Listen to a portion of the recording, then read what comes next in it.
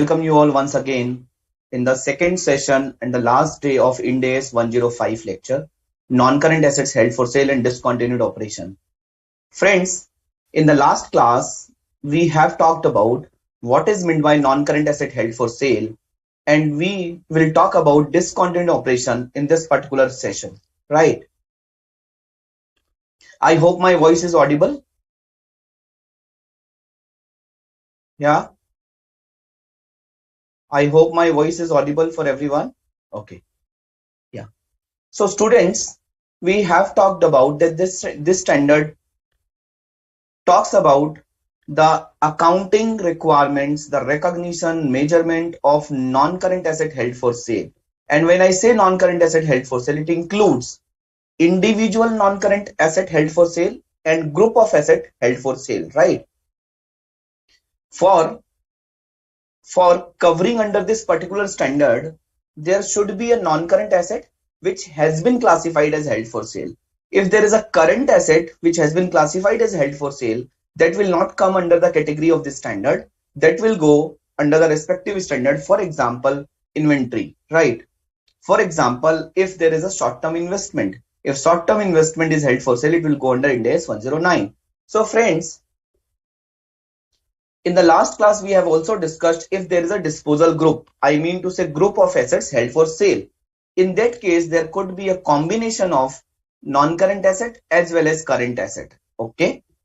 So on non-current, then we talked about the measurement requirement of this particular standard, and we have discussed that the measurement requirement of this standard is applicable to all the items which is non-current asset held for sale except few items. For example, if there is a tax implication, that tax implication is as per Ind AS 12 income taxes. Okay, that is as per Ind AS 12. Clear?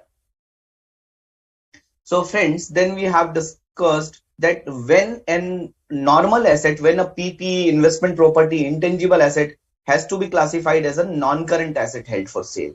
So we have discussed two conditions. You remember ISPC and HP, right? So ISPC and HP. If an asset is available for immediate sale in present condition and sale is highly probable. Okay. So the word is available for sale, available for immediate sale, not available for sale. You have told that I want to sell my house, right? But I will sell my house after Diwali. Okay. So let's say there are 4-5 months in Diwali. So it means it is held for sale, but it is not held for immediate sale, right? So the condition is the asset should be available for immediate sale in present condition and sale must be highly probable. You have told that I want to sell my house, but I will sell my house once the construction of this one floor will be over, right? So first I will renovate my house. First I will construct one floor on the terrace of my house. Then I will sell my house, right?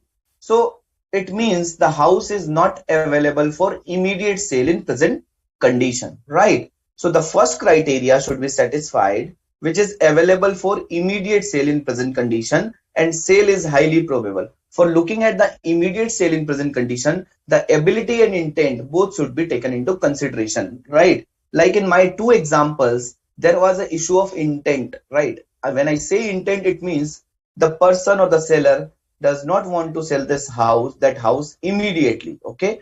He want to sell that house, but after some period of time. Okay. When I say sale is highly probable, so we have talked about 5 conditions that sale must be highly probable and these 5 conditions will be satisfied. And what are those 5 conditions? Management must be committed to a plan to sell the asset. Okay. Active program to locate a buyer has been initiated. Okay.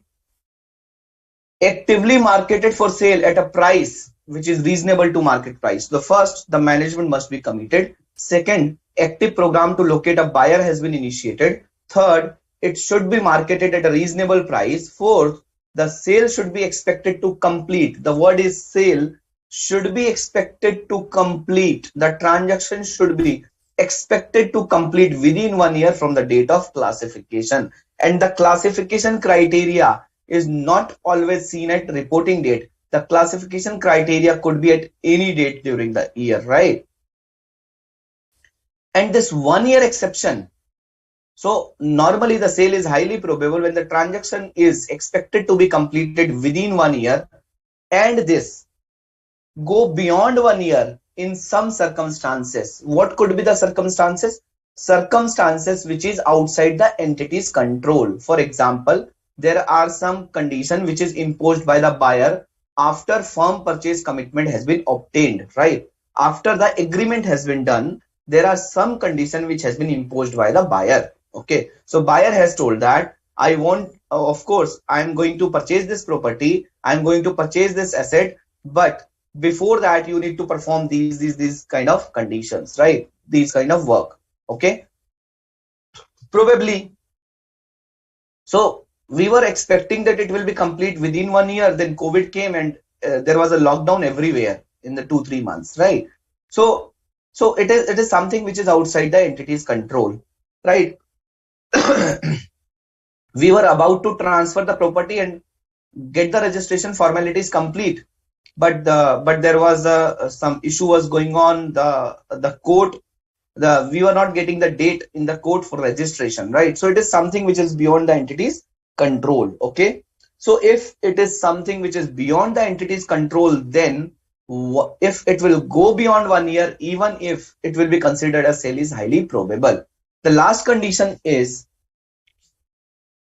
the sale transaction should be at such an advanced stage, right? The action required to complete this transaction indicate that it is unlikely that the plan will be changed. It is unlikely that plan will change, right? It is unlikely that this entity will change the sale of asset. Okay, plan of sale of asset. I hope it is clear to everyone, friends. Please let me know if there is any query relating to the first class. Jay is asking, sir, whether regulatory approvals are to be ignored for checking highly probable. So, Jay, it is not required to be ignored. For example, on the day one, you know that for regulatory approval, it will take around 3-4 years, right? If today I will file the application, the minimum time is, let's say, 3 years. In that case, you cannot say that sale is highly probable. But you are aware that normally this should happen, but probably it may go longer than that, right? For example, you are saying that when I'm saying sale should be expected to qualify for recognition as a complete sale within 1 year, right? So we are expecting that it will be closed by within 1 year, but it may go beyond 1 year, right? So there could be a chances that it will go beyond. Okay, it is not going to be ignored, but if it will extend, of course, it has to be ignored from the perspective of 1 year criteria. But if on the day one, you know that the minimum turnaround time is, let's say, 2 years. I know that if today I'll file the application, I will not get this approval before 2 years. In that case, it will not be, classified as held for sale, because today we are aware that the minimum transit time is 1 year. Okay, understood? Jay, I hope it is clear to you. But today we are not certain when we are classifying it as held for sale. We are hopeful that it will be expected to complete within 1 year, but we are not certain. So even though in this condition it will be classified as held for sale if the firm purchase commitment has been obtained, right? Good. So then we discussed some case study to understood this concept, right? So we discussed these kind of things. Then we discussed about abandoned non-current asset. What is meant by abandoned asset? Abandoned asset means the asset which has been left, which has been kept in godown, which has been kept unusable, and the entity is waiting for the demand. If the demand will pick up, then these assets will be used, right? So the intent from these assets is not to sell these assets. The intent from these assets will are to be used these assets in future, right? When this demand will be picked up. Clear? Yeah. So then we have discussed that, sir, how to measure non-current asset classified as held for sale. So I told that before coming into the window of Ind AS 105, the asset must be lie in different Ind AS windows, right? For example, earlier it was PPE. So it has to be measured as per Ind AS 16, right? So before moving into Ind AS 105, for example, on 1st July 2021, the asset has met the condition of held for sale, okay, on 1st July 2021. So on 30th June 2021, the carrying value of this asset, the carrying value of this building has to be calculated as per Ind AS 16, right? Sir, what does it mean? It means the carrying value has to be calculated as per Ind AS 16 and you have to follow the requirement of Ind AS 16. Sir, what is the requirement of Ind AS 16? The calculation of carrying value is cost minus accumulated depreciation minus accumulated impairment losses. What does it mean? It means on the date of classification as held for sale, you need to calculate the carrying value, and for calculating the carrying value, the depreciation till that date has to be calculated. And you have to see that whether recoverable value is lower than the carrying value, then you have to charge impairment also. Sir, if we have opted for revaluation model in Ind AS 16, then only we have to do the fair valuation, or if we have opted for cost model, then also we have to do the fair valuation. See, things are different. If you have opted for revaluation model, then you need to measure it at fair value, right? And fair value could be higher, could be lower, right? If it is lower, you have to book an impairment loss, and if the revaluation surplus exists, then this impairment loss has to be adjusted with the revaluation surplus. Sir, if we have opted for cost model, then you need to see the recoverable value. You need to see the fair value. When it is higher than the carrying value, you need to ignore because it is cost model. Sir, but if it is less than the cost, then of course, if it is less than the carrying value, recoverable value is lower, then you have to book an impairment loss. Okay. So this way you will arrive at a carrying value as per Ind AS 16. If it is investment property, as per Ind AS 40. If it is intangible, as per Ind AS 38, right? So you got the carrying value. Now, on the date of classification as held for sale, you have to calculate fair value less cost to sell. That is step 2. Sir, now we have carrying value as per the respective standard. Now we have fair value less cost to sell as per Ind AS 105. So now step 3 is you have to recognize non-current asset held for sale at lower of carrying value and fair value less cost to sell. Okay, whatever is lower. Okay. Sir, what will be the accounting entry? The accounting entry will be non-current asset held for sale account debit under Ind AS 105 to a property, plant and equipment under Ind AS 16 credit. If differential is loss, it will go to impairment loss in the P&L. Okay. Sir, then what is the treatment on subsequent date, which is reporting date, if such asset is not sold out? In that case, you have to calculate fair value less cost to sell on the reporting date. Sir, what happens if such fair value less cost to sell is lower than whatever we have recognized earlier? You have to again book an impairment loss. Sir, what happens if the fair value less cost to sell is higher than the value on which we have recognized the non-current asset held for sale? In that case, you have to reverse an impairment loss. You have to book the increase in fair value only to the extent of reversal of impairment loss, only to the extent of impairment loss which you have booked in Ind AS 16 as well as Ind AS 105 at the time of classification as held for sale. Okay, is it clear?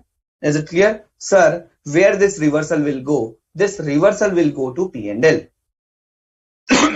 Sir, if the sale is expected to occur beyond 1 year, then what to do? Then cost to sale has to be recognized at fair value, right? Then cost to sale has to be recognized at fair value. Is it clear?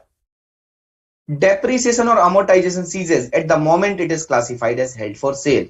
Sir, what about depreciation and amortization? This depreciation and amortization will be stopped, right? Why? Because the intent is not to use the asset. The intent is to sell the asset. Clear? Is it clear, friends? I hope it is clear to everyone. Let me know if you have any problem, any issues so far, so that we will discuss the subsequent things. We will discuss forward. Yeah,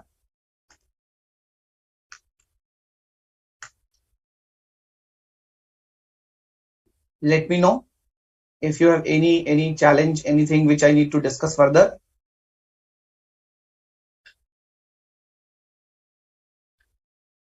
No, let's move on. Just a minute.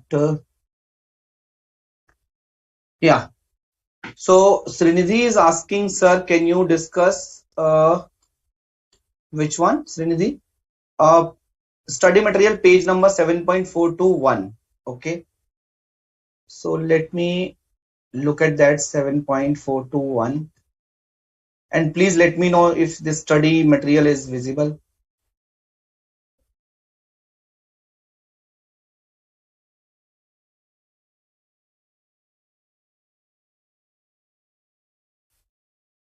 Sale must be highly probable. Okay. Yeah, so Srinidhi, I have already discussed this particular example. So let me share this study material again.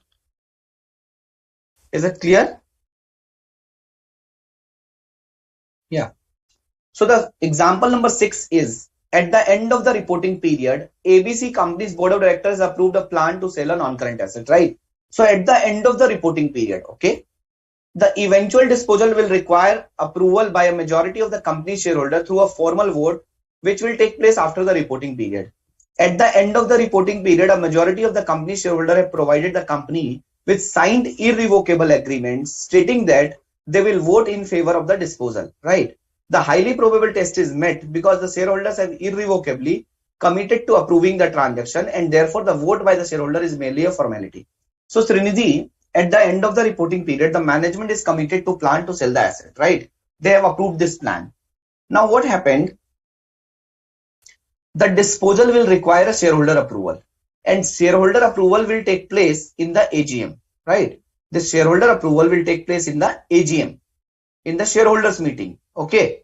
So now what happens at the end of the reporting period, whether we can say that sale is highly probable or not? If probably after 3 months this AGM will happen and shareholder will not vote in favor, then what will happen, right? But on the reporting date, shareholder has already entered into an agreement, and shareholder has given a written confirmation that yes, we will vote in the favor. So in this case, the board has approved, the shareholder has given their consent. The only thing is this voting formality is pending, and hence it is considered that the sale is highly probable on the reporting date. This highly probable criteria has been met. There is no any further restrictions on the sale of asset, right? This voting is merely a formality. Is it clear? Yeah. Okay, Srinidhi is asking, sir, 7.439. Okay. Sairam is asking, sir, on abandoned asset, can we charge the depreciation? Yes, Sairam, on abandoned asset, you have to charge the depreciation, right? You have to continue to charge the depreciation. And how we will present in the financial statement? It is presented as a PPE, property, plant and equipment, right? Sheena is asking, sir, if fair value is greater than carrying value at the reporting date and there is no previous impairment loss charged before. Sheena, in that case, if fair value is greater than carrying value, I mean to say, for example, you have recognized this non-current asset held for sale on 100 rupees, right? And there was no impairment loss, even on the date of classification also. And now subsequently, fair value will become greater than the value on which you have recognized as a NCA-HFS, right? So in that case, you have to ignore the increase because there is no revaluation concept in Ind AS 105. So let me look at 7.439 on the request of Srinidhi.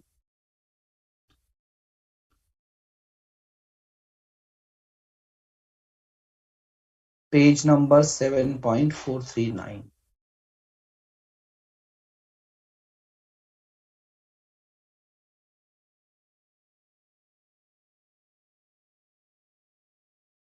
So Srinidhi, this 7.439 is related to discontinued operation. Okay, I'll cover that. Are you talking about this one? Changes to a plan of sale, loss of control in subsidiary. Are you talking about this one, Srinidhi?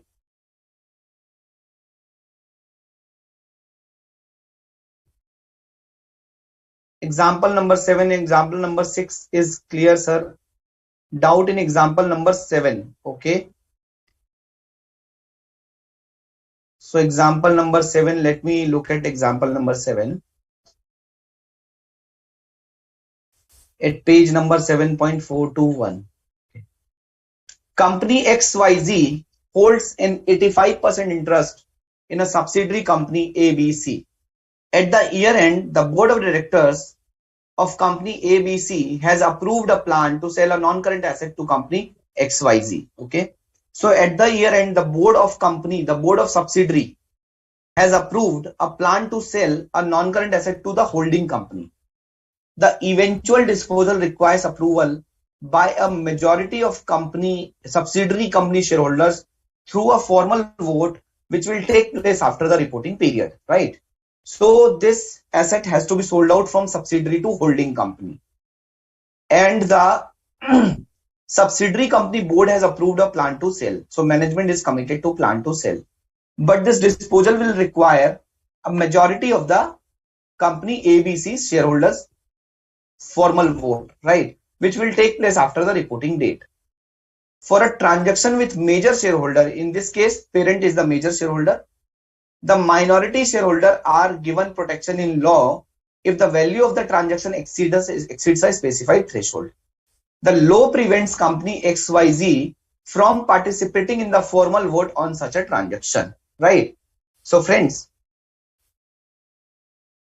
such transaction requires a majority shareholder approval. Who is the majority shareholder? Parent company is the majority shareholder. But since this transaction is happening with the majority shareholders, and hence majority shareholders are not entitled to vote in their own favor, right? So who will vote? Minority shareholders will vote, right? Company ABC has not received any undertaking. So subsidiary company has not received any undertaking to vote in a particular manner from any of the shareholders, right? It is possible that the proposed transaction may be controversial and the outcome of the shareholder vote is uncertain. So guys, no any minority shareholder has given his approval or written approval that yes, we will vote in favor, right? No one has given the undertaking or any commitment. So from company ABC, from subsidiary company perspective, the highly probable test is not met at the end of the reporting period because the outcome of the formal vote by the remaining shareholder is too uncertain. So guys, if you see that the asset is available for sale, the ability intent is there, but probably there could be a doubt on the ability. Why I am saying there is a doubt on the ability? Because if tomorrow the shareholder will not approve, right, in that case this transaction will not happen. So for selling this non-current asset,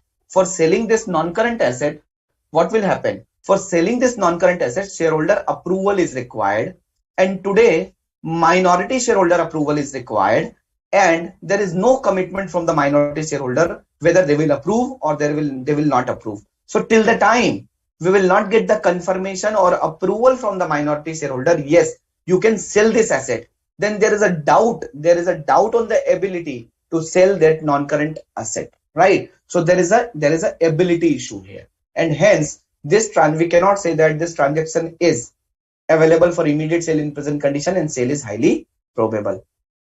Srinidhi, have you understood? Yeah, have you understood? Is it clear? J. Srinidhi, you must be talking about this example number 7 on page number 7.421, right? I hope it is clear to everyone, friends.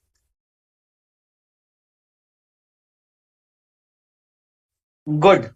So guys, let me start discussing some more case studies. So don't worry, if you have any query in the example relating to study material, it will get clear. Okay. So let me discuss some more case studies here. So we have discussed this case study. Now we have discussed this question also. Now let's discuss this case study 1. Okay. So friends, if you see this case study 1, a property is purchased for rupees 5 lakh on 1st April 2018, right? The useful life of the property is 20 years and zero residual value. So what is the value of the property? 5 lakh on 1st April 2018. Useful life of the property is 20 years, right? The property is measured subsequently at depreciated historical cost. So the property is measured at cost model, okay? And if the value of the property is rupees 5 lakh and the life is 20 years, then what is the per annum depreciation if residual value is 0? So guys, what is the per annum depreciation?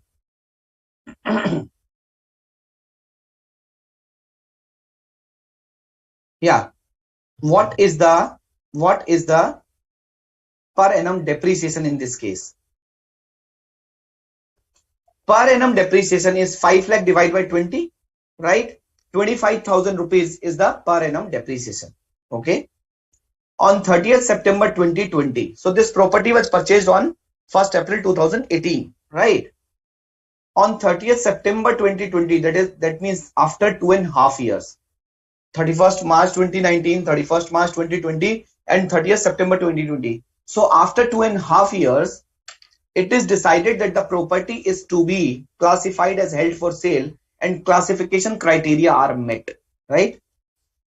An impairment assessment on 30th September 2020 determines that the recoverable value based on value in use.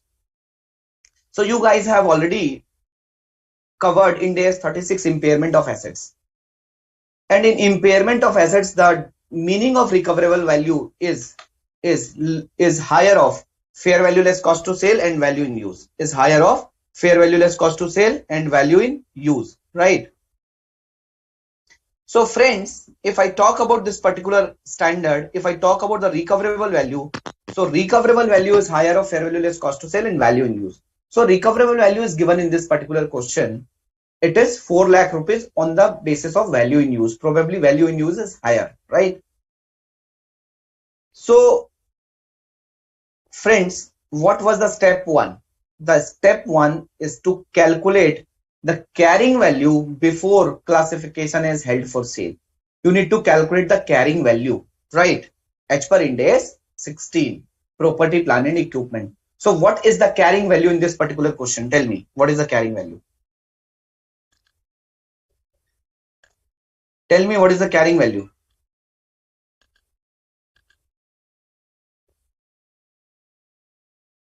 What is the carrying value in this particular question? Yeah. So let me open my Excel file and let me cover this thing there so that you will be able to understand properly, right? And please let me know if my Excel file is visible, friends. Okay. So case study 1, HFS case study, right? I hope this Excel file is visible. Case study 1, right? So friends, what is the cost as on 1st April 2018? What is the cost? Cost as on April 1, 2018. What is the cost? Cost is 5 lakh rupees. Okay.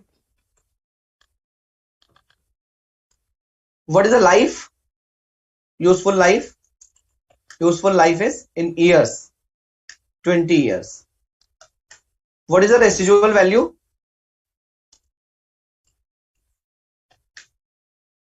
0. Residual value is 0. Okay. So residual value is 0. Okay. What is the per annum depreciation? What is the per annum depreciation?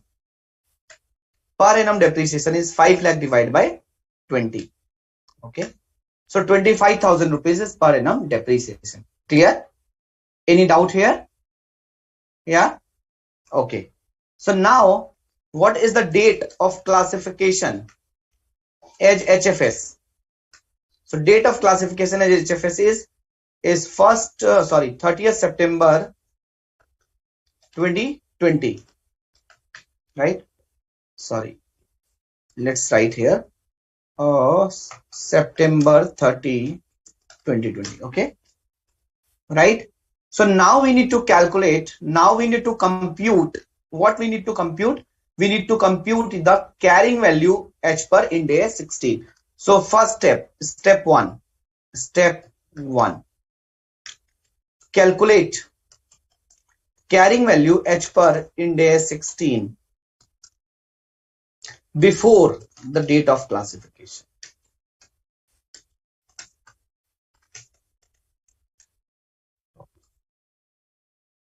What is the definition of carrying value, friends? What is the definition of carrying value? Carrying value is equal to cost minus accumulated depreciation minus accumulated impairment losses, right? What is my cost? My cost is 5 lakh rupees. What is my depreciation? What is my accumulated depreciation? What is my accumulated depreciation? My accumulated depreciation is for 2.5 years, for 2018-19, for 2019-20, for 6 months. So it is 1 year. It is 1 year. Again, it is 1 year.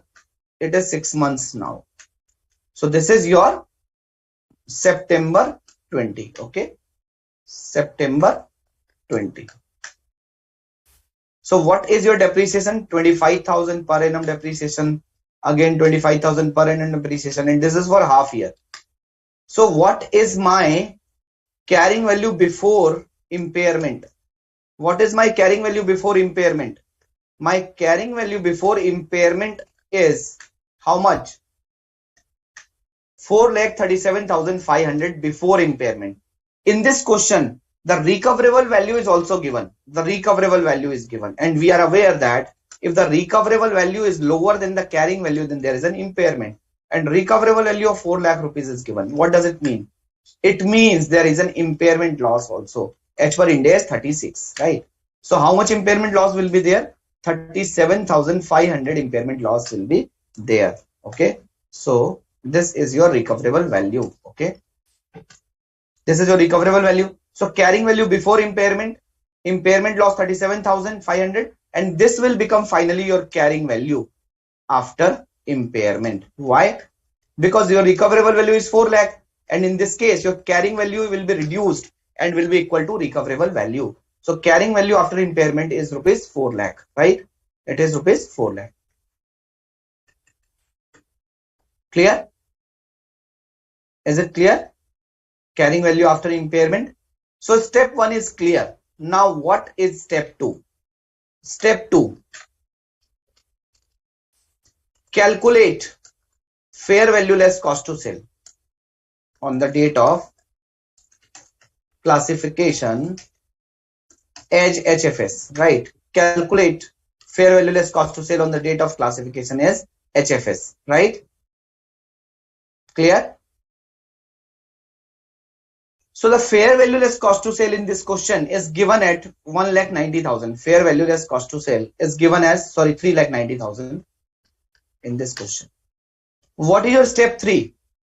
What is your step 3? Step 3 is recognize NCA HFS at lower of fair value less cost to sell and value in use. Sorry, at lower of fair value less cost to sell and carrying value, right? So what is the carrying value here? Carrying value H per Ind AS 16 is how much? 4 lakh. Fair value less cost to sell is 3,90,000. Okay. What is lower? What is lower? Lower is 3,90,000. So in this case, NCA HFS is 3,90,000. NCA HFS is 3,90,000. Okay. What will be the accounting entry? The accounting entry will be NCA HFS account debit to building, which is PP account credit, right? By how much amount? 4 lakh rupees will be credited, 390 will be debited, and impairment loss again will be debited by how much amount? By 10,000 rupees. So friends, if you will see, H per Ind AS 16 impairment loss debited is 37,500. H per Ind AS 105 impairment loss debited is 10,000. So total impairment loss debited is how much? It is your 47,500. So if subsequently fair value will be increased, then it will be recognized only to the extent of 47,500. Is it clear to everyone? This case study?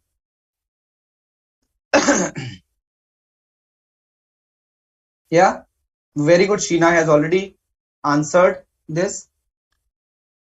So let me see it. The fair value less cost to sale on 30th September is 390.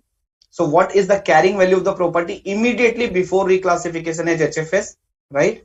What are the requirement accounting entries in 2020 in respect of reclassification, right? So we have solved this. Clear? So this is the first one, reclassify H per Ind AS 16. So this is carrying value H per Ind AS 16, right? And this is your accounting entry on the date of reclassification, right? So friends, let's discuss about the disposal group. So we have talked about the non-current asset held for sale. Now let's discuss about the disposal group.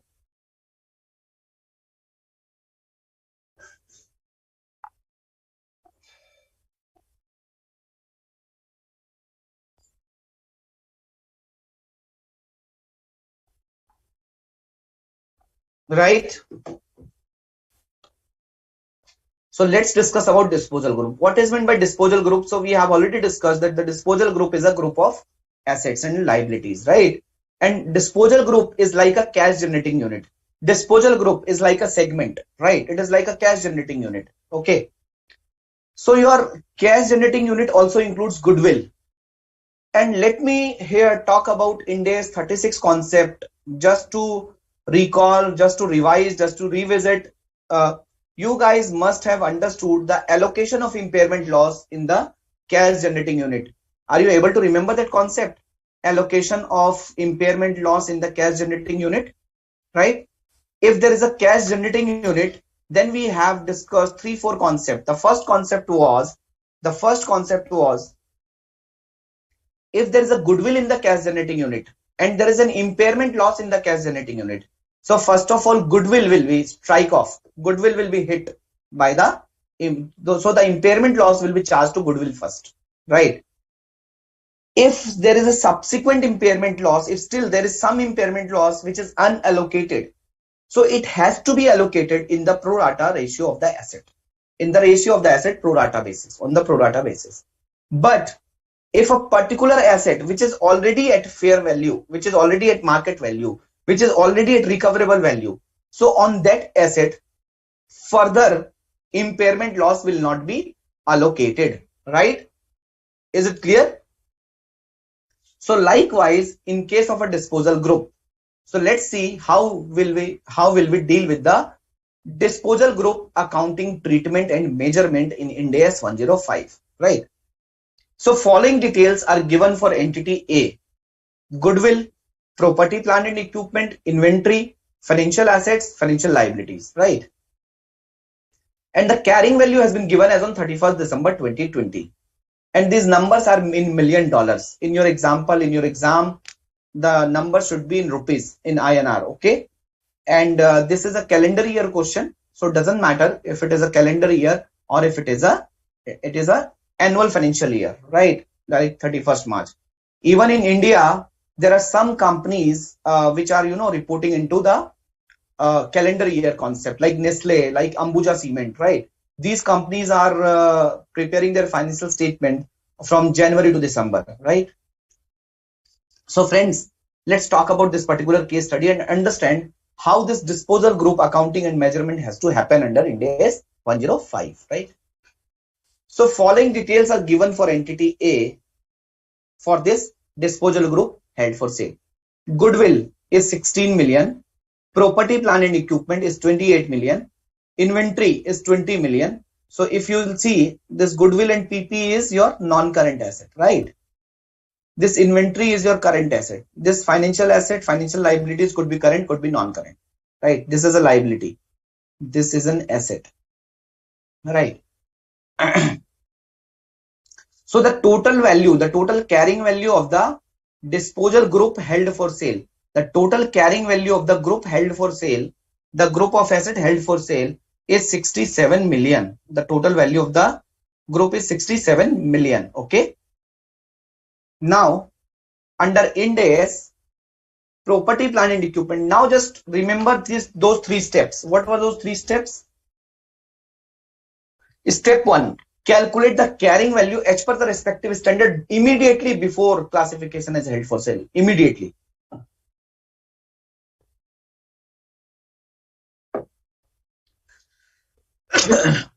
Immediately before classification as held for sale. Okay.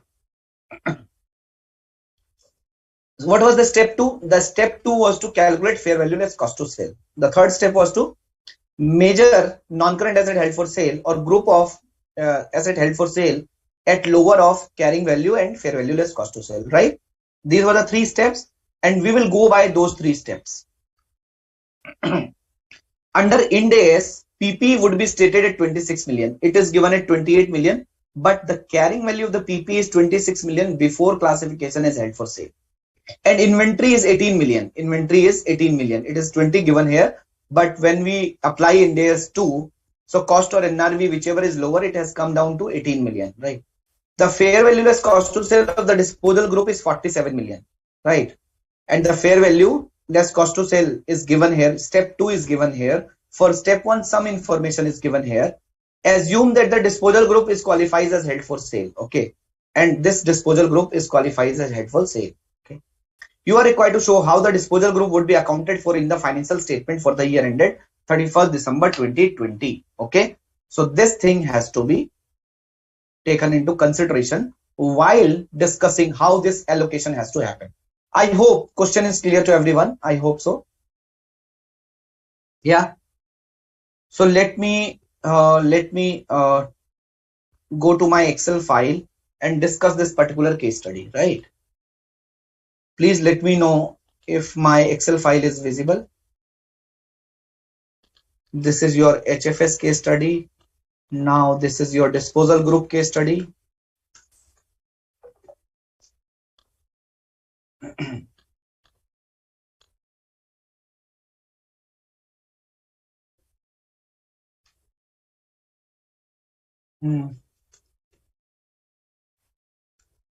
Case study 2.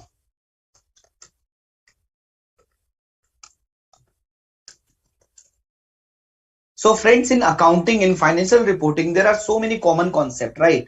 Like here we are talking about, allocation of impairment loss to the disposal group, which is nothing, which is cash generating unit, right? So when you are discussing this concept in Ind AS 105, you are doing a revision of the allocation of impairment loss concept of Ind AS 36.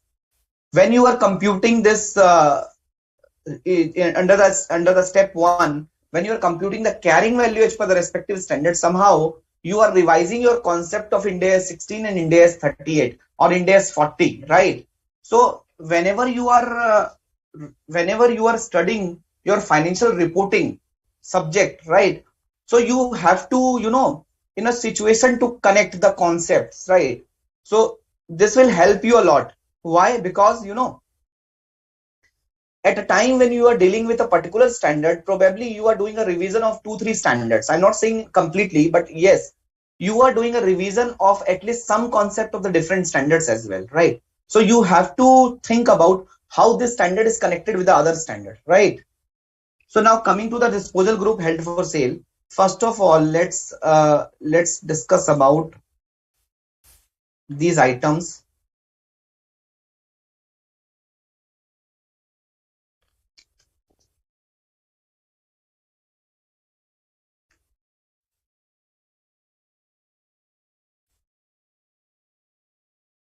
So this is given here, particulars.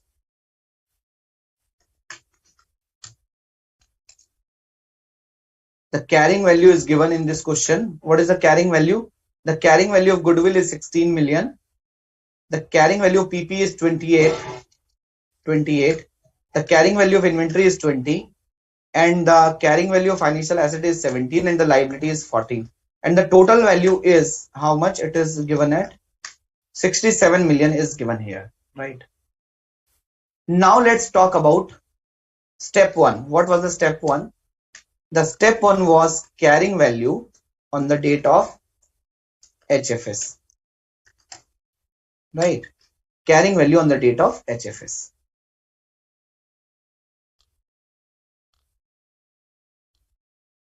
So for goodwill, no information is given. For PP, it is given that the PP is stated at 26 million as per Ind AS 16. For inventory, it is written that inventory has been stated at 18 million. For financial asset and financial liability, no information is given. So we will assume that the carrying value is same. So under step 1 for this disposal group, under step 1, the total carrying value on the date of HFS is 63 million. And the fair value less cost to sell is also given in this disposal group case study. So the fair value less cost to sell under step 2,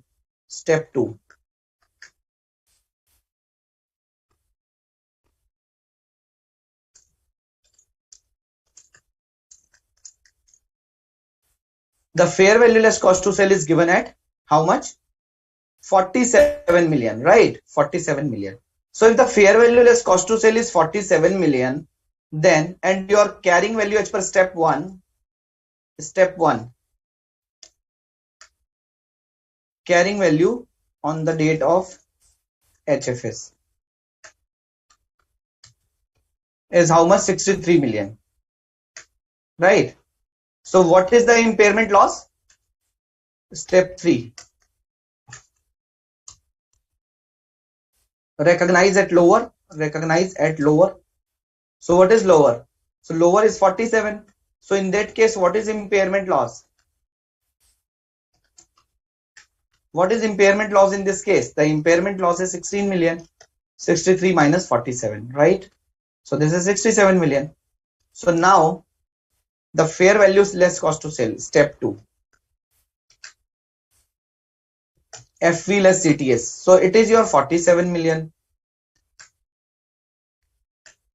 Now what is your impairment loss?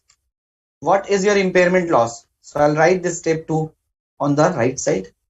So what is impairment loss? Impairment loss is 16. 63 minus 47.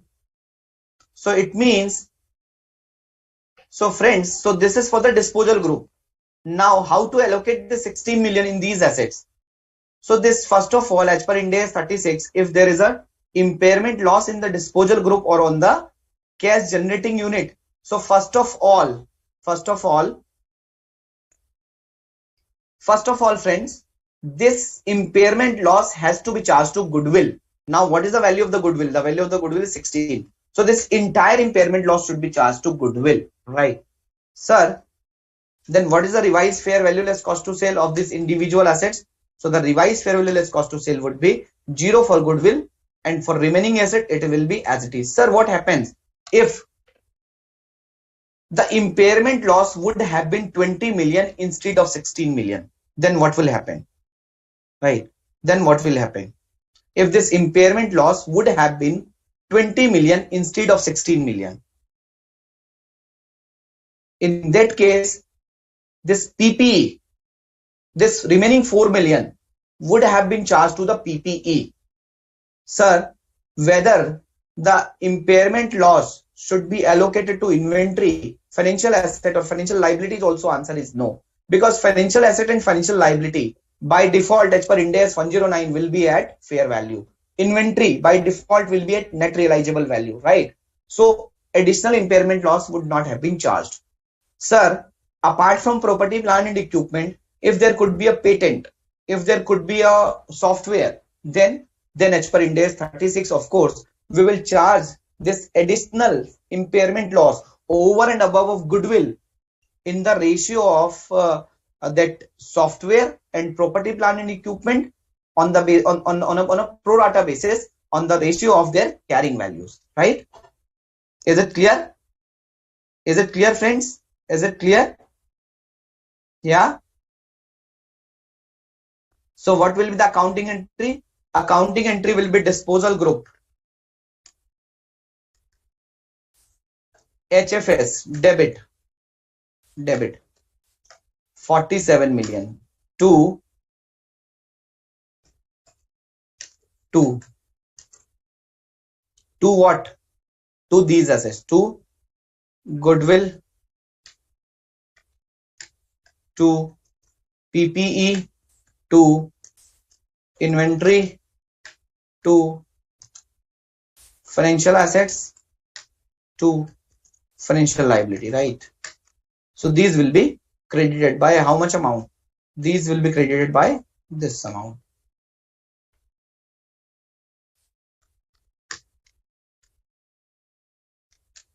And impairment loss will be debited.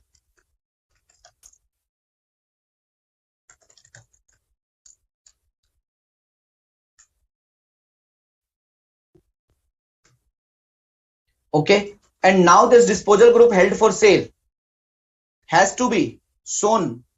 The asset has to be shown gross and the liability has to be shown gross, right? So in this case, what is the value of the asset? The value of the asset is how much? 61 million. If you see the disposal group held for sale asset on the asset side, disposal group held for sale asset will be debited by HFS asset. Debited by how much? 61 million. Sorry. Sum of asset, right?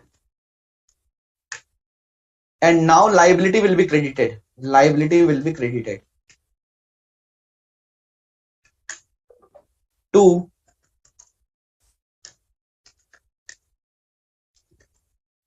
disposal group HFS liability.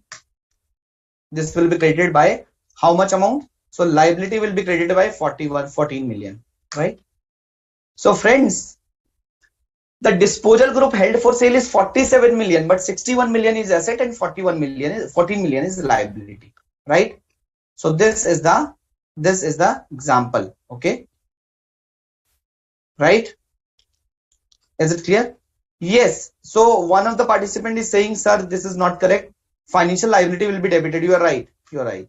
So this FL will be debited. Financial liability will be debited. You are right. 14 million. So now this balance sheet will tally. Now this entry will tally. Let me see if this entry gets tallied or not. Right? Yes. You are right, Sheena. So Jay, I have told you that if there is a 20 impairment loss, then the remaining should be allocated to PP. Clear? Is it clear, friends? Clear? Any doubt? Good. Good. So friends, in this case, we have discussed this case study. 67 million was carrying value. As per step 1, it is 63. Impairment loss is 16. 47 is remaining. And how this will be shown? The asset has to be shown on the asset side, right? The asset has to be shown non-current asset, disposal group classified as held for sale. It will be disposal group classified as held for sale under current assets 61 million. Liabilities associated with disposal group classified as held for sale 14 million, right? This is 14 million. Clear?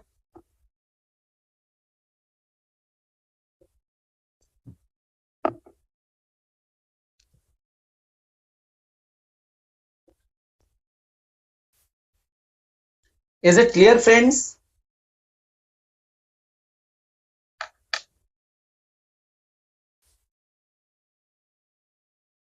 Let me know if you have any doubt. Otherwise, I'll move on to the next concept of, change of plan of sale, right? Change in plan of sale.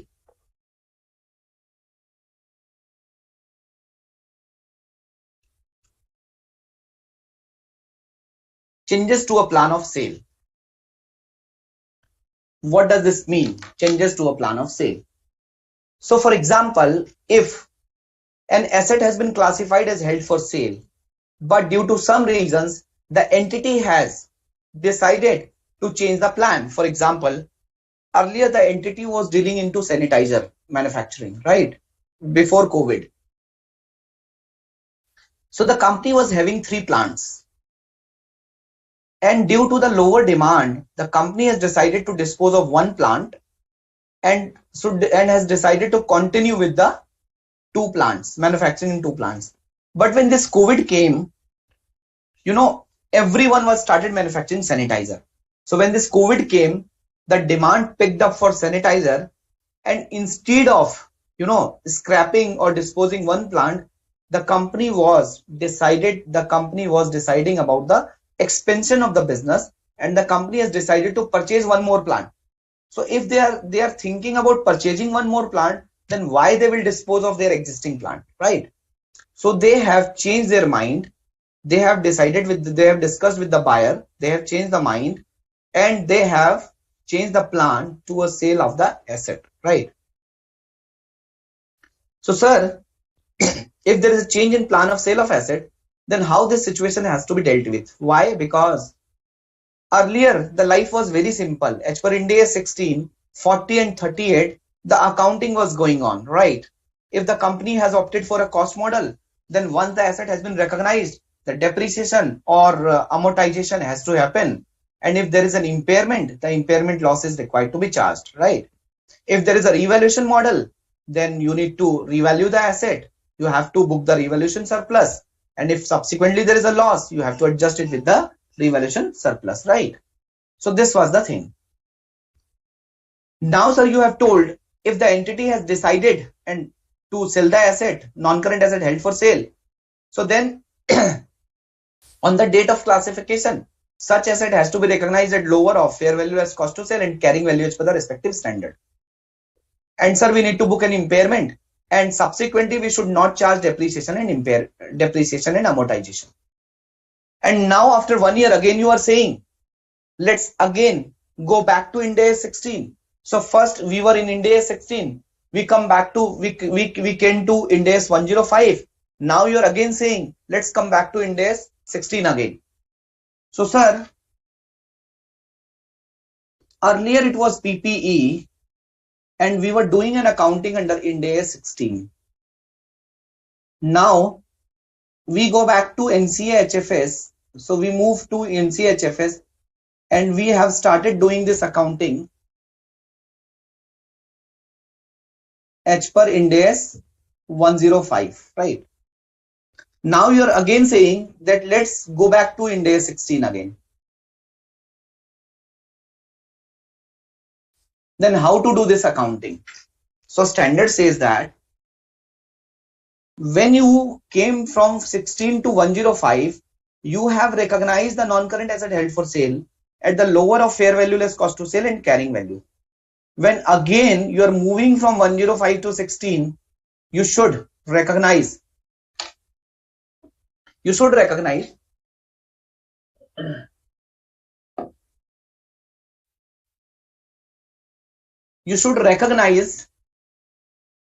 from 105 to Ind AS 16 again at some value.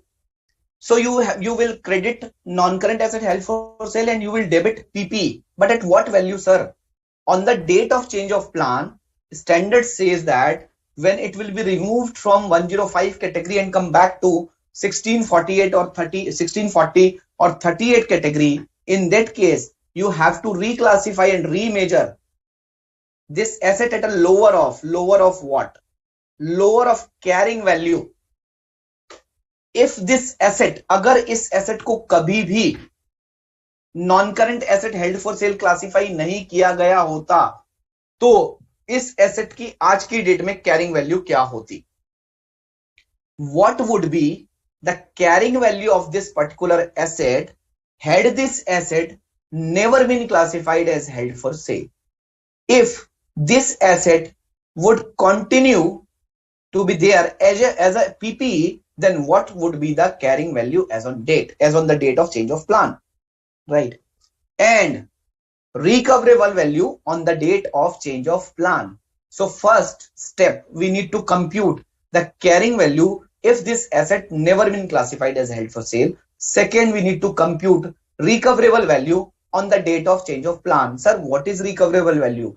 Remember Ind AS 36. Recoverable value is higher of fair value less cost to sale and value in use, right? So in under step 2, we need to compute value in use as well as fair value less cost to sale, right? So whatever is lower, your PP should be debited with the lower value. So whatever will be the lower value, your PP should be debited by that, right? Your PP should be debited. Clear? Is it clear? Right? I hope it is clear to everyone. Yeah? Good. Good. So let's understand this concept with the help of Excel file. Okay? And let me know if my Excel file is visible.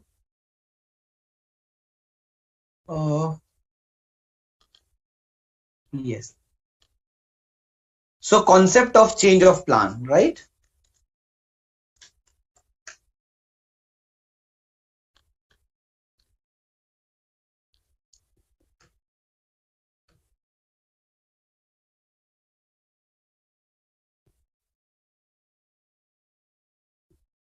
Sairam is asking, sir, if there is other intangible, then how will be the treatment? So Sairam, in case of allocation of impairment loss, the treatment would be, if there is an impairment loss in the cash generating unit as per Ind AS 36, if there is an impairment loss in the cash generating unit, which is known as a disposal group under Ind AS 105, right?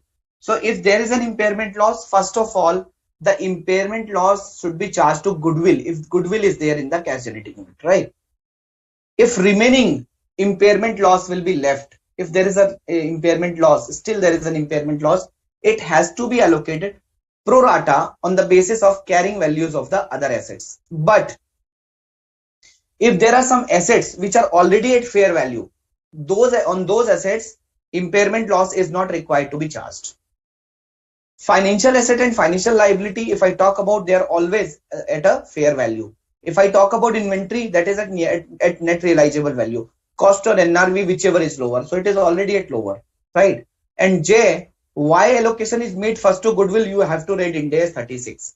Ind AS 36 says that if there is an impairment loss, in the group of asset in the cash generating unit, so first goodwill has to be charged from that impairment loss.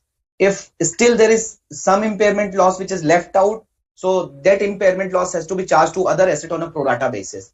When I say other assets, if other assets include those assets which are already at fair value, which are already at realizable value, so on those assets impairment loss is not required to be charged again. Okay. So J, this is a concept under Ind AS 36. So please refer YouTube video on Ind AS 36, right? So I have taken a session on Ind AS 36 also. I hope it is clear to all of you. Yeah. So guys, let's talk about change in plan of sale of assets, right? And I hope my my Excel file is visible to all of you.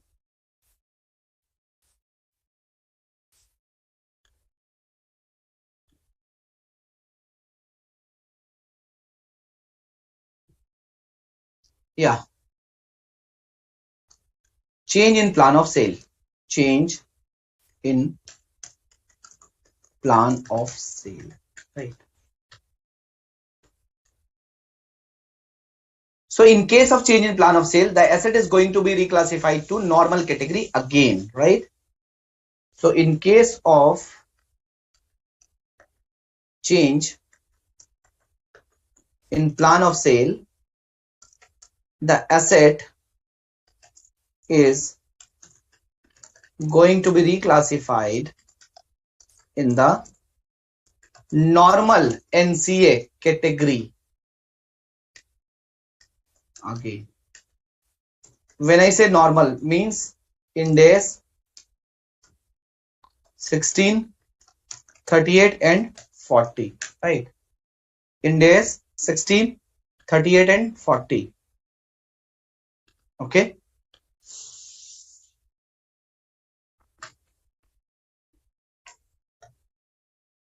Okay. So let's understand this in detail, right? So there is a machinery. There is a machinery. Okay. So machinery is a normal asset which is covered under the category of Ind AS 16, right? So there is a machinery. Okay. So now this machinery has met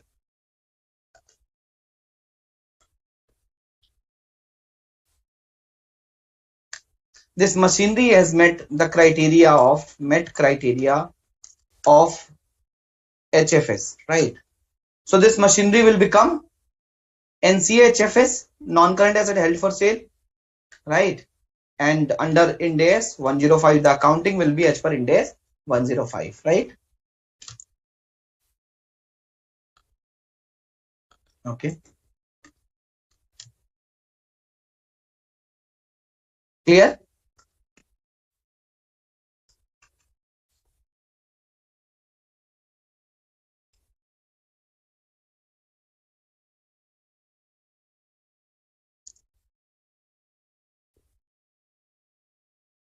Now again from NCA-HFS, so this machine will move back to the normal machine, right? So here it ceases to HFS criteria. Means ceases to HFS criteria means change in plan, change in plan of sale of asset, right? Change in plan of sale of asset, right? So again it will become a normal machinery under Ind AS 16. Again it come back to a normal machinery under Ind AS 16, right?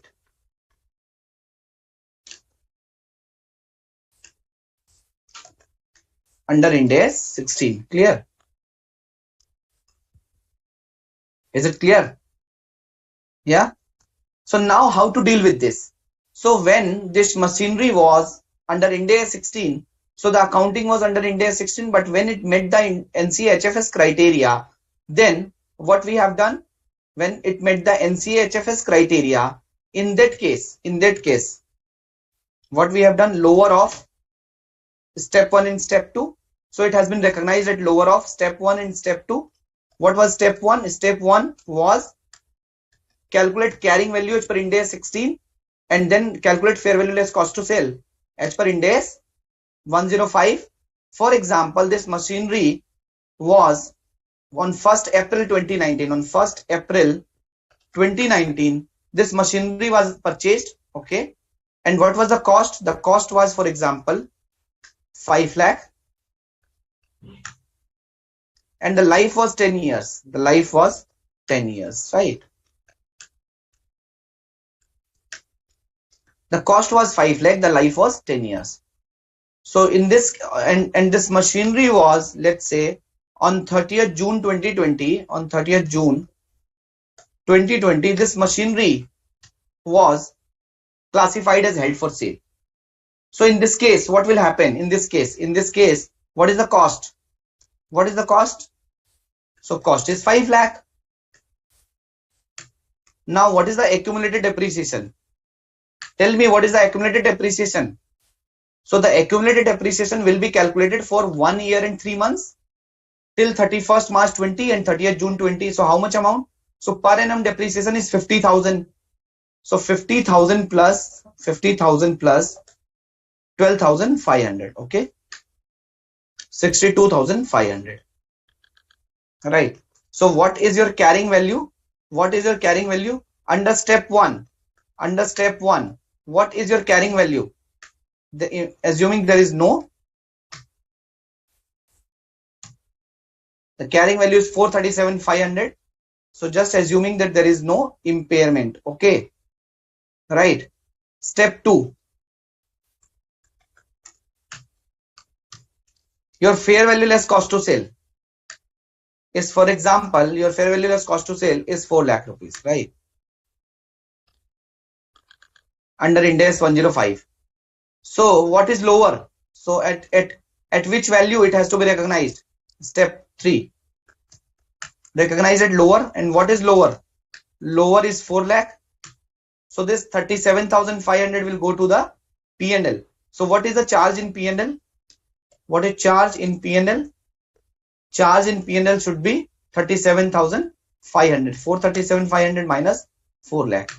37,500. What is the accounting entry? What is the accounting entry at the time of classification as HFS? Accounting entry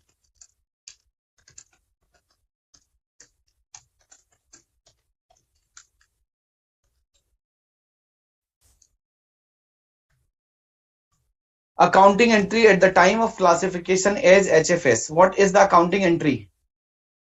What is the accounting entry, friends? The accounting entry is machinery,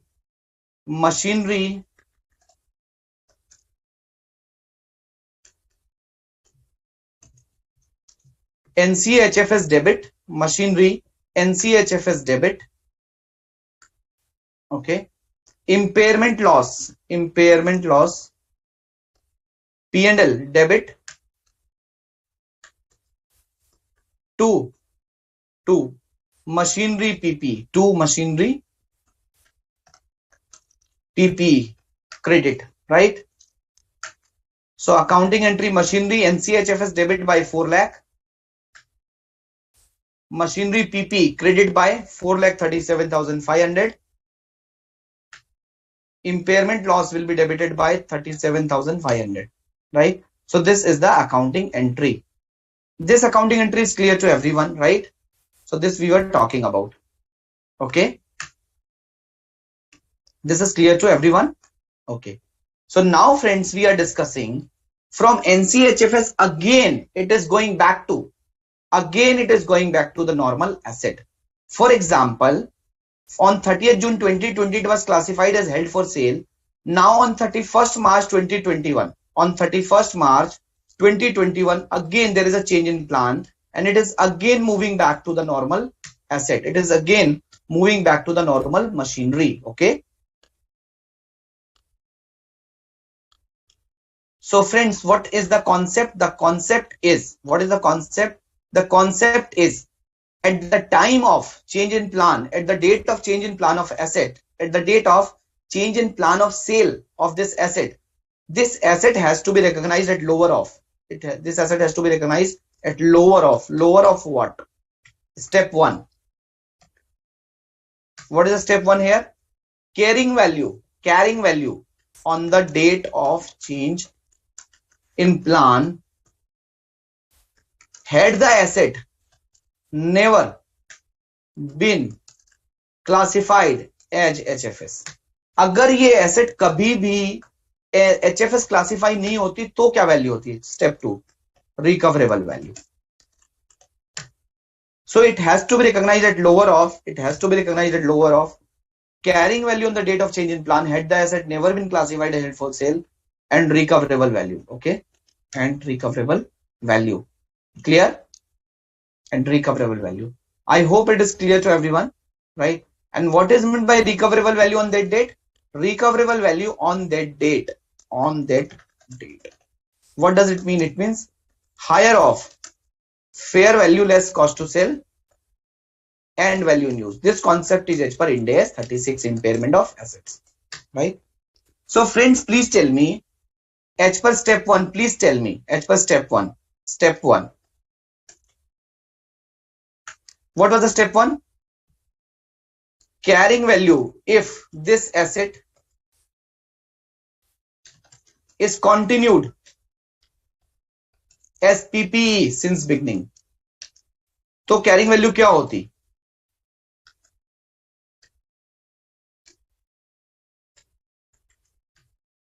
If this asset has been continued as a PPE since beginning, then what is the carrying value, friends? So cost. What was the cost? Cost is 5 lakh. Accumulated depreciation. What is my accumulated depreciation? Accumulated depreciation for how much year? 1920, 2021, right? Minus 50,000, minus 50,000. Okay.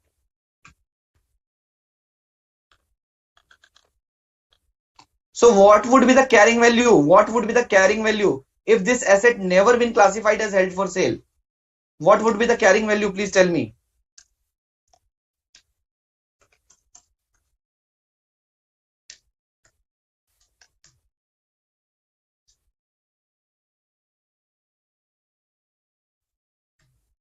Your carrying value will be 4 lakh rupees, right? Your carrying value will be 4 lakh rupees. Assuming under step 2, assuming the recoverable value is 380, assuming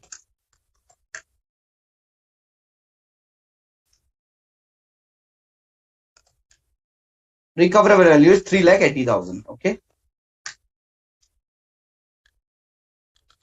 So in this case, this normal asset will be recognized. This machinery will be recognized. This normal machinery will be recognized at which value? So machinery will be recognized at lower of step 1 and step 2. Sorry.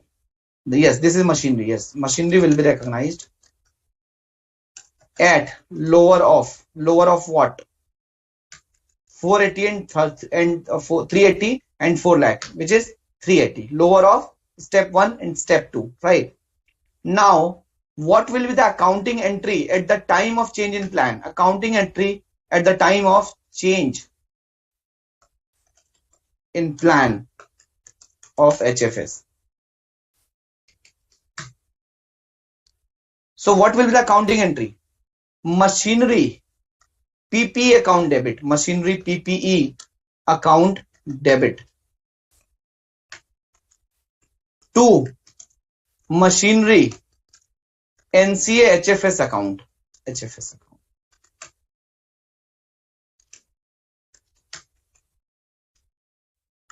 Credit, right? Machinery NCA HFS account credit. And differential will go to impairment loss on classification, on change in classification. Again, it will go to your P&L. It will go to your P&L, right? So this will be debited. So machine PP will be debited by 380. Your machinery and NCHFS will be credited by how much amount? Tell me by how much amount? Friends, tell me by how much amount? See, you have already classified at 4 lakh rupees. So not at carrying value, you know. So we have calculated carrying value कि क्या carrying value होती अगर ये asset कभी भी NCHFS classify नहीं होता. But balance sheet में this asset in your books of account, this asset is coming at 4 lakh, right? This asset is coming at 4 lakh, right? So this will be the accounting entry. So this 4 lakh will be credited and what will be the debited? 20,000 will be debited as a impairment loss. Clear? I hope it is clear to all of you. I hope it is clear, guys.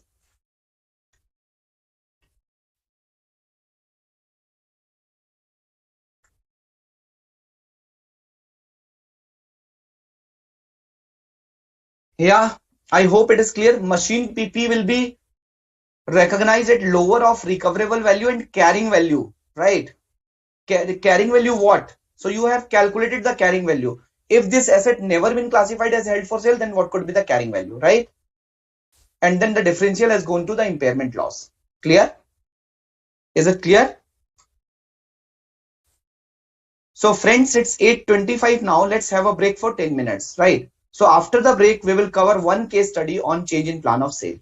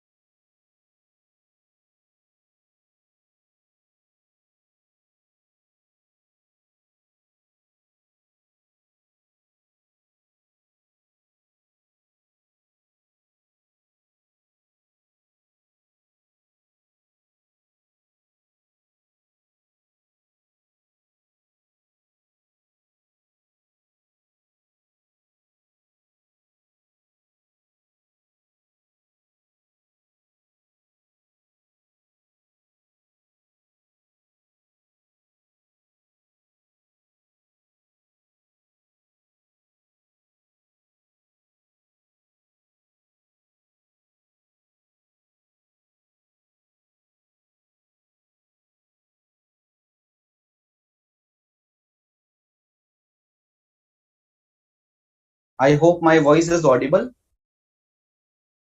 So Jay, these steps are not given in the notes to the balance sheet in actual financial, right? These are the steps just for the students. But yes, these measurements are there. Okay. These measurements are there. So even in the notes to the financial statement, so it talks about that NCHFS has to be measured at lower of carrying value and fair value less cost to sell, right? So the concept is there. In accounting policy, you can read that NCHFS has to be classified at lower of non-current asset held for sale, lower of carrying value and fair value less cost to sell. Okay. So friends, we have talked about in case of changes to a plan of sale, the NCHFS, the non-current asset held for sale, has to be reclassified and remeasured at lower of carrying value before the asset was classified as HFS. So carrying value, what would be the carrying value? What would have been the carrying value if this asset never been classified as held for sale? What could be the carrying value as per the respective standard, right? Then recoverable value at the date of change of a plan. So whatever under step 1 and step 2. So this is step 1, this is step 2. So whatever value is lower, that lower value has to be considered for recognition of PPE, right? And the difference between the value of the PPE on which it is recognized and the value of NCHFS, the difference will go to the impairment loss. Okay. So let's discuss this case study 5, and after this case study 5, you will have an ample clarity on how to do the measurement in case of a change in plan of sale, right? A property is purchased for rupees 5 lakh on 1st January 2019. Okay. So the cost is 5 lakh. The useful life of the property is 20 years. Residual value is 0. The property is measured at depreciated historical cost. So what is the per annum depreciation? What is the per annum depreciation? Per annum depreciation 5 lakh divided by 20 is equal to 25,000, right? So 25,000 is the per annum depreciation. On 31st December 2020, it means after 2 years, 1st January 2019, 31st December 2019, then 31st December 2020. After 2 years, it is decided that the property is to be classified as held for sale and classification criteria are met, right? So what is the step 1? What is the step 1? Step 1 is to calculate. So guys, step 1 is to calculate the carrying value as per Ind AS 16 on the date of classification as held for sale. You need to calculate the carrying value immediately before held for sale. You need to calculate the carrying value as per respective standard, right? So if 5 lakh rupees is the cost, then depreciation for 2019 is 25, for 20 is 25. Carrying value prior to impairment is 4,50,000, right? Now some more information is given. An impairment assessment on 31st December 2020 determined the recoverable value based on value in use to be 4 lakh, right? So as per impairment assessment, the recoverable value is 4 lakh, right? So before impairment, the carrying value is 450 and recoverable value is 4 lakh. It means there is an impairment charge also, which is 50,000, right? So carrying value prior to reclassification as HFS.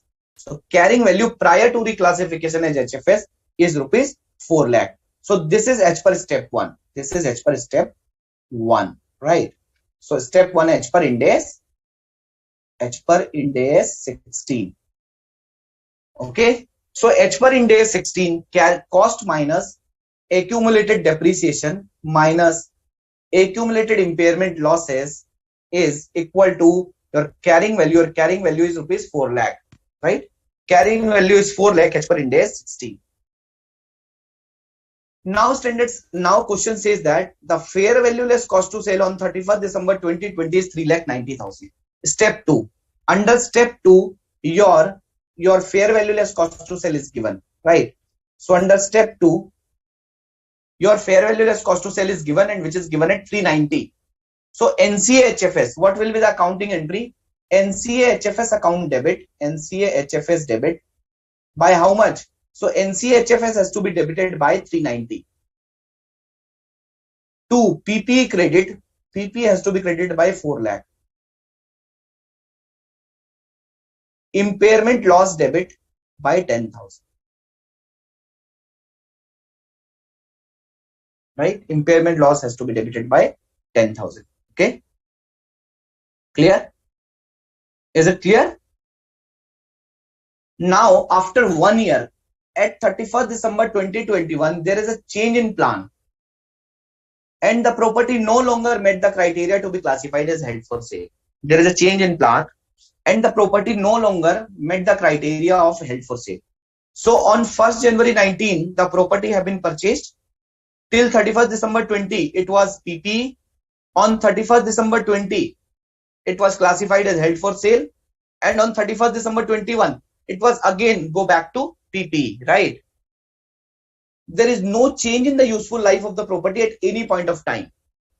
There is no change in useful life means, what does it mean? Means the life was 20 years. On the date of acquisition, the life was 20 years. So what would be the life on 31st December 20? 18 years. What is the life on 31st December 21? 17 years. So the total life has never been changed. The total life is 20 years, right? So accordingly, if the total life is 20 years, then of course on 31st December 20, the remaining life would be 18 years. On 31st December 21, the remaining life would be 17 years, right? And the recoverable value on the date of change of plan, the recoverable value on 31st December 21, which is on the date of change of plan. So this is the date of change of plan of sale.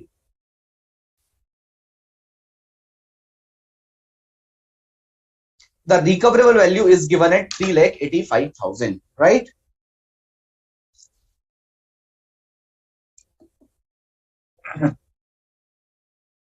The recoverable value is 385. Now, in this step, so from till this para, we have done the HFS accounting.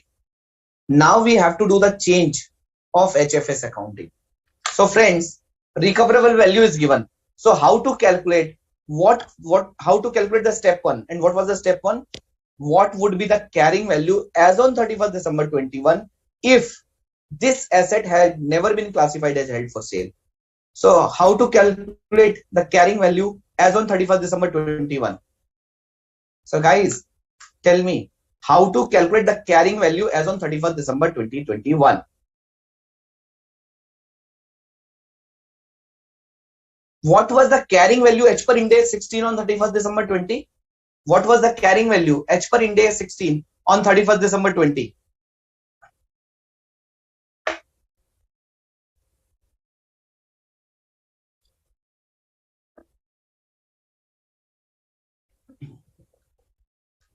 Friends, I am waiting for the answer. What is the carrying value? What was the carrying value H per Ind AS 16 which we have calculated immediately before classification is held for sale? Immediately before classification is held for sale under step 1. You're right, Megha. It is 4 lakh rupees. It is 4 lakh rupees. Okay. So Utkarsh, it is not 4,50,000. Please. As on the reporting date, Utkarsh, you have to check impairment loss also, even if you have opted for cost model, right? So it doesn't matter that we haven't calculated impairment only because of classification is held for sale, right?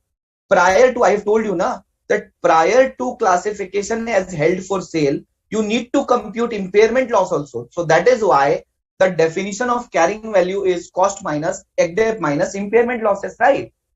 So your closing value H per Ind AS 16 on 31st December 20 is 4 lakh rupees. So tell me, in this case, what is the depreciation? What is the depreciation for 2021? Tell me. What is the depreciation on 2021? So your WDV as on 2020 is 4 lakh, right? And what is the remaining life? The remaining life is 18 years. So 4 lakh divided by 18. 22,222 will be the depreciation for 2021. Am I right? So whatever is the closing value, on that value depreciation has to be charged subsequently, right? And what is the subsequently, what is the residual life? What is the useful life? Useful life is 18 years as on 31st December 2020. Friends, is it clear to all of you? Friends, is it clear to all of you then why we have calculated this depreciation on 4 lakh rupees? Why not on 4,50,000 rupees? Yeah, is it clear to all of you? So my on 31st December 2020, my carrying value is 4 lakh H per Ind AS 16. Simple. So I have depreciated. Now I need to calculate what could be my carrying value as on 31st December 2021. So carrying value prior to reclassification is held for sale on 31st December 2020 was 4 lakh rupees. Depreciation charge for 2021 would have been 22,222. How it come? 4 lakh divided by 18. Right? Why 18? Because the total life was 20 years. So after 2 years, the remaining life is 18 years. So carrying value at 31st December 2021 would have been 377,778. Right? H per step 1. This is H per step 1. Step 2. Recoverable value is 385. What is lower? Lower is 377,778. Sir, what is the accounting entry? What is the accounting entry? Accounting entry will be PPE account debit by how much amount? 377,778. 2. NCA-HFS by how much amount? So friends, NCA-HFS is 3,90,000 as on 31st December 20. So this will be 3,90,000. Debit, impairment loss, debit by how much amount? 12,222. 12,222, right? So impairment loss will be debited by 12,222. Clear?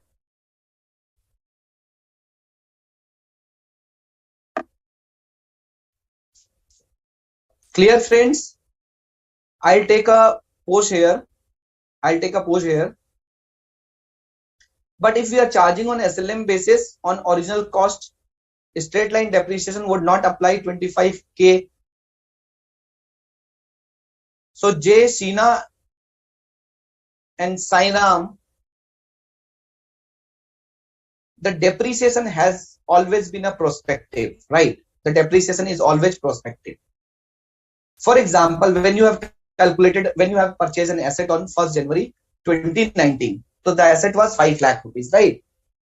In the first year, you have computed the depreciation and there was no impairment loss. You have computed impairment also, but there was no impairment loss. Okay.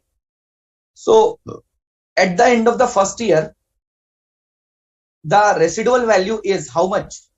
Sorry, the WDV, the net value is how much? 5 lakh minus 25,000, 4 lakh 75,000. What is the remaining life? The remaining life is 19 years. So when you divide 4 lakh 75 by 19, it will comes out at 25,000 again, right? So either you can divide 5 lakh by 20 or 475 by 19, answer will be the same, right? But let me tell you, the depreciation will be charged on the net block basis, right? On the net block basis. I mean to say, in the first year it was 25,000, in the second year it was 25,000. Why? Because there is no impairment. But for example, in the second year there is an impairment, right? And the recoverable value has been decreased. The carrying value has to be reduced, right? So in the second year, the normal depreciation was 25,000. The normal depreciation was 25,000. So in that case, what would happen? In that case, the WDV should be, the net value should be 4,50,000. The carrying value should be 4,50,000. But since there was an impairment, so your carrying value will become 4 lakh rupees at the end of the second year.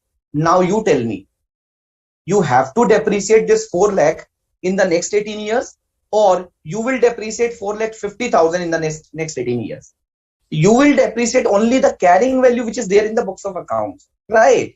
Because the 50,000 has already been charged as an extra depreciation, which is impairment, as on the second year, as on the end of the second year, right? Clear? Is it clear? Yeah? Is it clear? Yes or no? Yeah?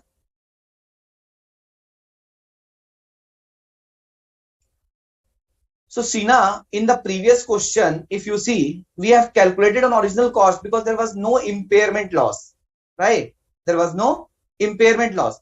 And when there was an impairment loss, right, it was for the first time. If subsequently we would have calculated depreciation, then of course we would have calculated on the remaining value, right? For example, you are talking about this example, right? In this example, we have calculated depreciation on the original cost, right? Why? Because in between there was no impairment in the question. And before classification is held for sale, there was an impairment of 37,500, right? So if I have to charge depreciation subsequently, in that case, I will not charge on this original cost. I will charge on the remaining value. I will charge on the carrying value over the remaining life, right? So since this was a first impairment and hence it doesn't make any difference. I have told you na, if you divide 5 lakh by 20 or you divide 475 by 19, answer would be same. It is 25,000, right? Or if you divide 4,50,000 by 18, answer would be same. 425 divided by 17, answer would be same, right? Is it clear? But how the depreciation will charge? Depreciation will charge on the basis of carrying value at the end of the last year over the useful life. Okay, it will always be prospective. The answer will not change when there is no impairment, but answer will change when there is an impairment, right? Why? Because the carrying value will be different. Is it clear, Sheena, or not?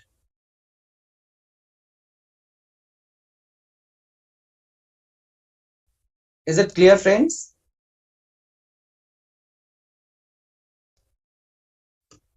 So in case of a change in plan of sale, we have to compute what could be the carrying value, what would have been the carrying value if this asset will never be classified as held for sale, and what is the recoverable value. Okay, so the lower will be charged as a PPE, and the difference will go to impairment loss, if any. Good. So friends, let's talk about the last part of the standard, which is discontinued operations, right? So we talked about individual non-current asset held for sale. We talked about disposal group held for sale. Now we are talking about discontinued operations. What is meant by discontinued operations? So friends, discontinued operation is nothing. It's a component. It's like a component. Okay. So the component which an entity is monitoring, right, from the cash flow perspective as well as from the operational perspective, right? For example, Tata Motors. Tata Motors are manufacturing a commercial vehicle as well as private vehicles, right? Commercial vehicle as well as private vehicles. So Tata Motors is monitoring that whether my private vehicle is more profitable or commercial vehicle is more profitable, whether I need to put more money into the production of commercial or into the production of private vehicle, right? So for example, if Tata Motors is monitoring its passenger vehicle, I mean to say commercial vehicle segment and private vehicle segment as a different segment, so it is known as a operations, right? It is known as a operations. And for example, tomorrow when Tata Motors come and say that I am discontinuing my commercial vehicle segment, I am discontinuing my commercial vehicle section, I am discontinuing my commercial vehicle operations, it means they have a discontinued operations. They have a discontinued operations of commercial vehicle. So first of all, what is meant by discontinued operation? So discontinued operation is like a cash generating unit. Discontinued operation is like a segment, right? Operating segment. Okay. So discontinued operation is that component of the entity which can be distinguished separately, right? From the financial monitoring perspective from the operational monitoring perspective, right? The company is evaluating the financial position, the financial performance, the cash flow performance of that component separately, right? For example, 4 5 years back, not 4 5 5 6 years back, I have heard that HSBC Bank is discontinued its private banking business in India. So they are not discontinuing all the operation in India. They are discontinuing private banking operations in India, right? So what does it mean? They are discontinuing their one of the operations, right? So if you look at the bank, so they have a different segments. They are saying how much we are generating from private banking, how much we are generating from industrial banking, how much we are generating from HNIs operations, right? So they have a different sections, they have a different operations, they have a different segment, right? So when an entity is discontinuing its one of the operations, it is known as a discontinued operations. Okay, it is known as a discontinued operation. So what is meant by discontinued operation? So discontinued operation is a component of an entity that has been disposed of, that has been disposed of or is classified as held for sale and represent a separate major line of business or geographical area of operation. For example, tomorrow, let's say Reliance has an operation in China also. So tomorrow Reliance will come and say, I will discontinue my China operations. What does it mean? Is it a non-current asset held for sale? Is it a single asset held for sale? Answer is no. Is it a group of asset held for sale? Answer is no. It is discontinued operation. Discontinued operations includes, discontinued operation may include or may not include disposal group held for sale or non-current asset held for sale. May include or may not include. Why, sir? For example, I am teaching, let's say, I am teaching two papers, financial reporting paper and auditing paper. For financial reporting paper, I have a different set of students, I have a different set of people, and for auditing paper, I have a different students, for example. Or same student is taking a class of both of financial reporting as well as auditing. I am using the same setup. I am using the same laptop, same pen, same Excel file, everything same. Same room, same chair, same furniture, everything same. So tomorrow, I have seen that, Ind AS or IFRS value is getting increase in India. So I want to accelerate or I want to expand my financial reporting or Ind AS or IFRS teaching. And I want to discontinue my auditing paper, right? And I am evaluating how much cash I am generating from financial reporting paper and how much cash I am generating from auditing paper, right? I am maintaining a separate budget. I am maintaining a separate set of, hisab kitab for both set of paper, that how much students are there in FR, how much students are there in auditing. I'm just taking an example, right? So from the operational perspective and from the financial perspective, this revenue generation or operation of FR and operations of auditing are separate for me, right? But when I'm discontinuing the auditing paper, when I'm discontinuing teaching the auditing paper, in that case, whether I will sell my laptop, whether my laptop will be classified as held for sale, whether I have decided to sell my laptop, answer is no. Whether I have decided to sell my furniture, answer is no. Why? Because I will use the furniture, I will use the setup, I will use the non-current asset for my FR paper, for my financial reporting paper, for teaching in IFRS and Ind AS, right? So my non-current asset will not necessarily will become held for sale by discontinuing the operations, right? By discontinuing the operation. It may be classified as held for sale or it may not be classified as held for sale. Second example, Reliance has announced that we will discontinue. I'm just taking an example. It is not news. Reliance has announced that we will discontinue our China operation. Example. So they have plant in China, they have factory in China. When they will discontinue, of course, they will dismantle, they will sell their assets, right? They will dispose of their assets. So in such case, of course, since they are talking about a geographical area of operations, they are talking about a geography, they are talking about a separate major line of business, right? Like HSBC talks about private banking. They're talking about a major line of business. For example, Tata is talking about commercial vehicle section, right? Factory is same, plant is same. So they are talking about non-production of, non-manufacturing of, let's say, commercial vehicle. So it is a major line of business. Reliance is talking about China operation. It is a geographical area of operations, right? So if the company is decided or have discontinued or disposed of the major line of business or geographical area of operation, it is known as a discontinued operations, right? Or is part of a single coordinated plan to dispose of a separate major line of business or geographical area of operations. For example, Big Bazaar has 1,000 outlets all over India, and they have decided, I'm just taking an example, this is not a news, and they have decided to shut down all its outlet in across India, right? And this is a single coordinated plan where they have to dispose of their even major line of business or geographical area of operation. So they will slowly and gradually shut down all the plants in India as a single plan, right? So this is known as if there is a plan for disposing of a separate major line of business or geographical area of operations slowly and gradually, it is also covered as a discontinued operation.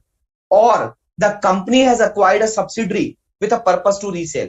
So the company has acquired a subsidiary and the purpose of the subsidiary is to resell, right? In that case, it will also be considered as a discontinued operation. If a subsidiary has been acquired exclusively with a view of resale, it is also considered as a discontinued operations. Okay, understood? Is that clear? So friends, we will talk about this thing with the help of a case study, right? Sun Limited is the retailer of takeaway food like burger and pizzas. It decided to sell one of its outlets located in Chandni Chowk in New Delhi. So this Sun Limited is a takeaway food outlet like burger and pizza, and they have decided to sell one of its outlets located in Chandni Chowk in New Delhi. The company will continue to run 200 other outlets in New Delhi, right? So they will run 200 other outlets in New Delhi. Okay. All Ind AS 105 criteria for held for sale classification were first met at 1st October 2016. The outlet will be sold in June 2017. So guys, they have 200 outlets in New Delhi, and out of 200 outlets, they have just disposed of, or they have decided to shut down, right? They have decided to sell one of their outlet in Chandni Chowk. And this one outlet, the 105 criteria of held for sale classification has been met on 1st October 2016. Why? Because they want to sell this outlet. And this outlet has already sold out in June 2017 also. And the management believes that the outlet is a discontinued operation and wants to present the result of outlet as a discontinued operation. So friends, whether the contention of the management, whether the analysis of the management is right, is it a discontinued operation? Is it a discontinuation of major line of business? Is it a discontinuation of major line of business? So they are selling burger and pizza and they are still selling burger and pizza. Answer is no. Are they saying that we are discontinuing burger business all across 200 outlets? Are they saying we are discontinuing burger? Answer is no. They are not discontinuing a major line of business, right? Are they saying that we are going to discontinue Eastern Delhi operation or entire Delhi operation? So this is not a removal or disposal of geographical area of operation. Also, this is only one outlet. This is only one outlet which is in Chandni Chowk. Probably 2 kilometers away from Chandni Chowk, there could be other outlet also, right? So they are not selling a major line of business. They have not decided disposing of the geographical area of operation as well, right? So the Chandni Chowk outlet is a disposal group. It is a group of asset held for sale. It is a disposal group held for sale, not a discontinued operation, as it is only one outlet. It is not a major line of business or geographical area. It is also not a subsidiary acquired with a view to resale, and hence it is not considered as a discontinued operation. It is considered as a disposal group held for sale, right? Is it clear? Is it clear, friends? What is meant by discontinued operations? Now, sir, how to present and how to disclose the results of discontinued operations. Okay. So let me talk about how to compute the results of, how to present the results of discontinued operations. And please let me know if my Excel file is visible. Discontinued operations. Okay.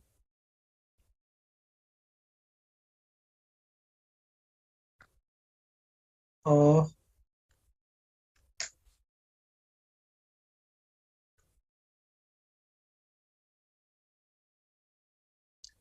Please let me know if you have any query. Otherwise, I'll move on.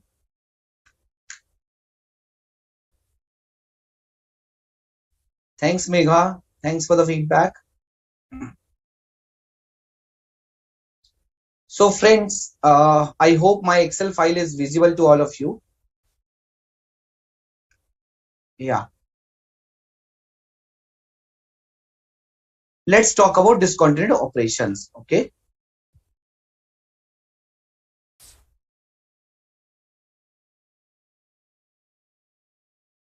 So friends, for non-current assets held for sale or disposal group held for sale, we have understood that.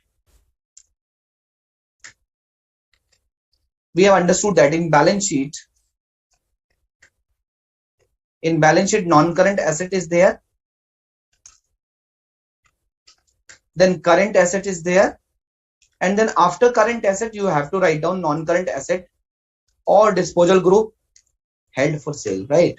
So you have to show in this map. And if there is a liability associated with this non-current asset held for sale or disposal group held for sale, so this liability is also required to be shown separately, right?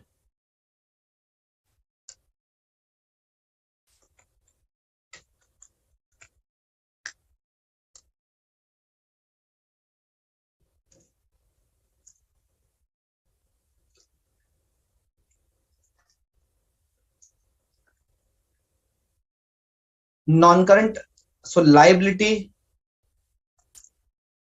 associated with non-current asset held for sale or disposal group held for sale. Okay.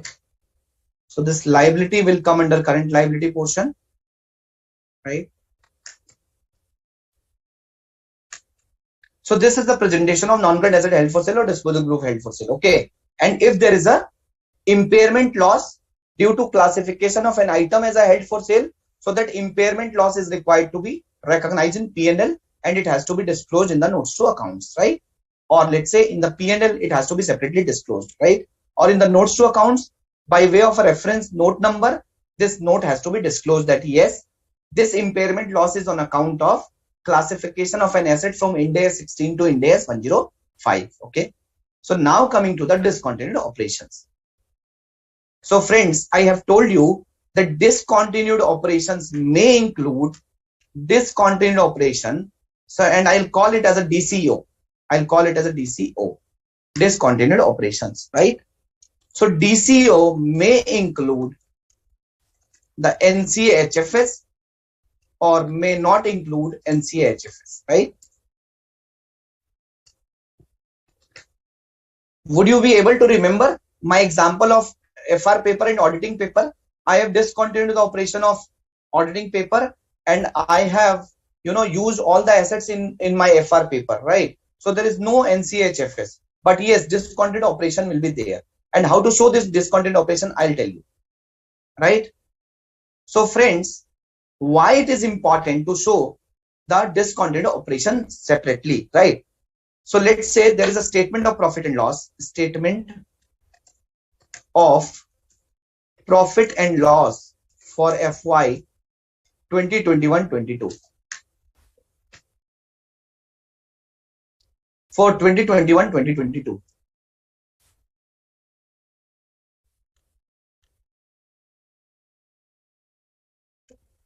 Right.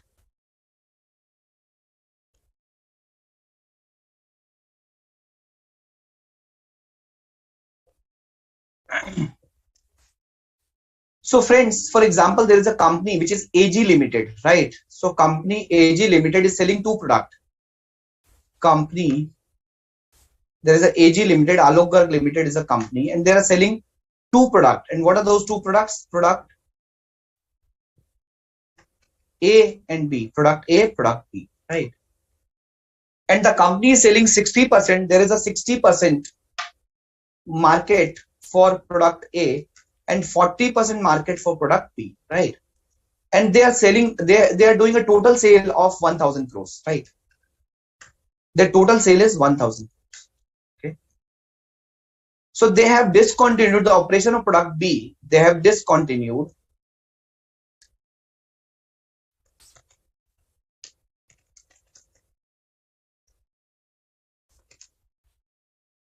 product B as on 30th September 2021, right? So I'm just giving you some information and I'll tell you why the presentation, the separate presentation, separate disclosure of discontinued operation is important. I'll tell you, right? So first of all, let me talk about.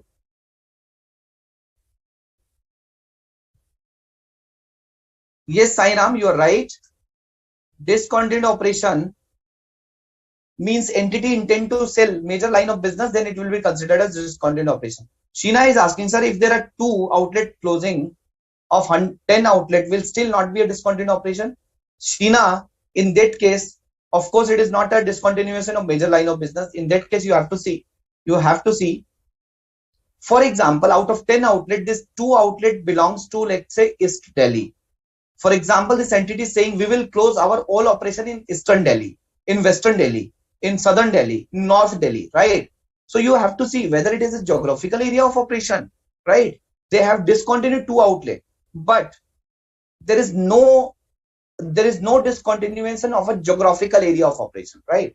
If tomorrow still there are 1 outlet or 2 outlet in north, east, south, west, so of course you cannot say that we have discontinued any geographical area of operation. We have not discontinued, right? So you have to see from that perspective.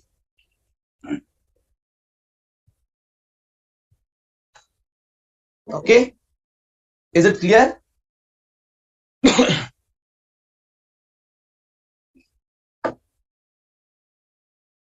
So friends, this company AG Limited is in the business of selling 2 major products, product A and product B. The total sale is 1000 crores and they have discontinued the operation of product B as on 30th September 2021, right? Now the question arises in 2021. So let me talk about the total sale is 1000 crore for this product and 40% is product B and 60% is product A, right? So now in the middle of the year they have discontinued the operation.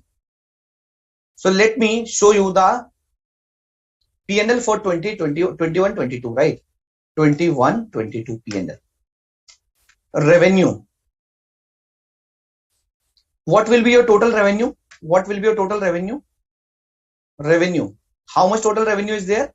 So out of 1000 crore, 60% is your from product A. So 600 crore is product A and 400 crore is product B. But product B has been sold out in the middle of the year.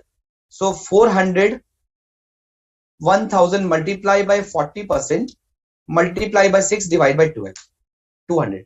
So total revenue is 800 crores, right? Total revenue is 800 crores. Then your cost is, for example, your cost is, let's say 600 crores, right? Your PBT is, let's say 200 crores. Your tax is, for example, 30%, 60 crores. Your PAT is 140 crores. Okay. So friends, this is the 21-22 P&L, right? So in 21-22, the total revenue, the total sale is 800 crores. The total cost is 600 crores. The PBT is 200 crores. The tax is 60 crores and the PAT is 140 crores, right? So this is the total P&L. And the company has discontinued a major line of business. which is product B, right? And going forward from product B, there will not be any revenue which will arise from product B, right? Going forward, there will not be any revenue, there will not be any cost which is incurred in operation of product B, in product B's operations, right? So friend, this is one of the presentation of, of a P&L, and this is a company's P&L. So tell me one thing, after looking at this P&L, are you able to identify what is my sustainable revenue, what is my sustainable cost? Are you able to identify, are you able to evaluate that in the next year what could be my revenue, what could be my cost? Are you able to identify? Answer is no. Now I am showing you the another presentation, right? Now I am showing you the another presentation. So the another presentation is 21-22. Again, revenue from continuing operation,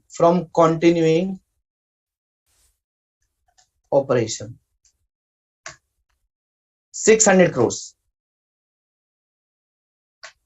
Revenue from discontinuing operation, 200 crores, right? Then it is revenue, then cost. So first it is revenue, then cost. Cost from continuing operation, cost from discontinuing operation, right? For example, out of 600, let's say 500 is the cost from continuing operation, 100 is the cost from discontinuing operation, right? PBT. Now PBT from continuing operation, from discontinuing operation. What is my PBT? So PBT is my 600 minus 500, and again 200 minus 100. Okay. Then your tax from continuing operation and discontinuing operation. For example, it is 140. So let's say 100 is here, and for example 80 is here, and 60 is here, for example, right? Then your PAT.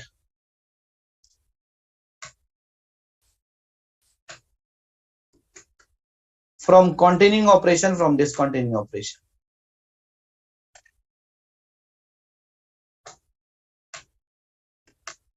Right.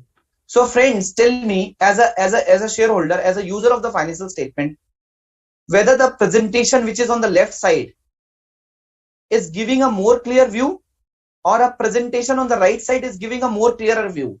If I am a shareholder of this company, I would be able to analyze, oh, this revenue from discontinued operation in this year, out of 800 crores, the 200 crores is a revenue which has been incurred from the operation which has already been discontinued. What does it mean? It means in the next year, this revenue would not be there. It means in the next year, this cost would not have been there. It means in the next year, this PBT would not have been there. In the next year, this tax expense would not have been there. In the next year, the PAT will not be 60. The PAT will be 20 only, right? The PAT will not be 60. The PAT will be 20 only. Let's put the tax here as a breakup of 60. Put here 40 and 20, right? In this way. So the PAT here will only be 60, not 140, right? Because this 80 PAT will not come again. Why? Because this is not a sustainable PAT. Why? Because the business has the revenue, the business has already been discontinued for this product line, for this major product line. The business has already been discontinued, right?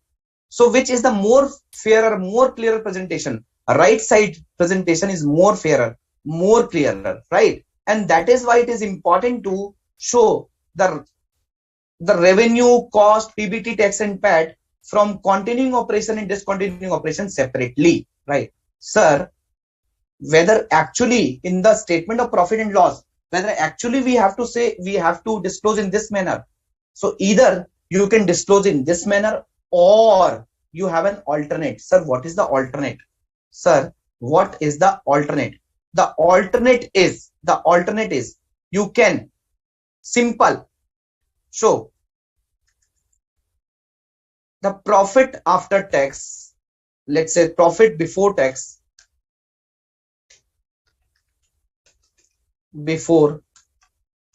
from discontinued operations, right? Or let's say profit after tax from discontinued operation, profit after tax from discontinued operations, right? Profit after tax from DCO, profit after tax from discontinued operation, and the breakup will be given in the notes to accounts, right? How this breakup will be given? So the breakup will be given revenue, cost, PBT, tax, PAT, and in the statement of P&L, this one line item will be there, right? Revenue 200, right? Cost 100, PBT 100, tax. For example, how much is the tax? So we have taken tax of 20, 80 is the PAT, right? So this entire breakup can be given in the notes to accounts also, or this entire breakup has to be given in the face of the P&L also. So in whatever manner the company will desire, the company can do that, right? But the breakup of profit after tax from discontinued operation has to be given either in the notes or in the statement of P&L. And another line item. So when there is a non-current asset held for sale or disposal group held for sale, right? So when this discontinued operation includes disposal group held for sale, then profit or loss from reclassification to HFS needs to be given. For example, the carrying value is 100 rupees. The fair value less cost to sell is 80 rupees. So there is a loss of 20 rupees. So profit or loss from reclassification to HFS has to be separately given in the P&L, and tax impact on the same has to be given in the P&L, right? So one, your profit or loss from discontinued operation. Second, your profit or loss from reclassification to HFS has to be given. Is it clear? Is it clear, friends? So friends,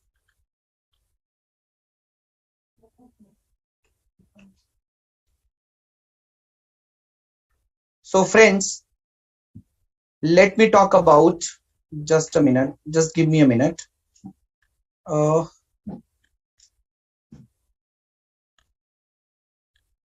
Yeah, I hope my PPT is visible now.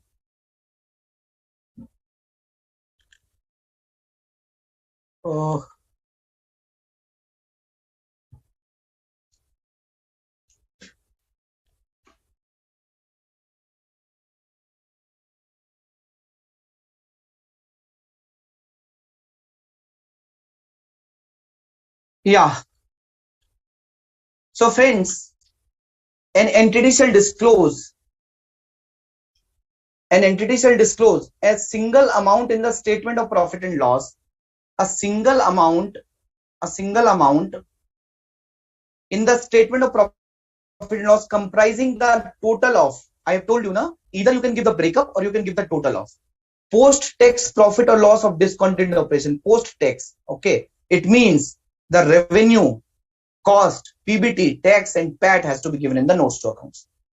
So the post-tax profit or loss from discontinued operation and the post-tax gain or loss recognized on the measurement to fair value less cost to sale, right? Or on the disposal of asset or disposal group constituting the discontinued operation. So whatever loss or profit, so technically it should be loss. Whatever loss you have recognized due to reclassification from carrying value to fair value less cost to sale, that loss has to be shown separately. Or if you have already disposed of non-current asset held for sale or disposal group held for sale, in that case you are required to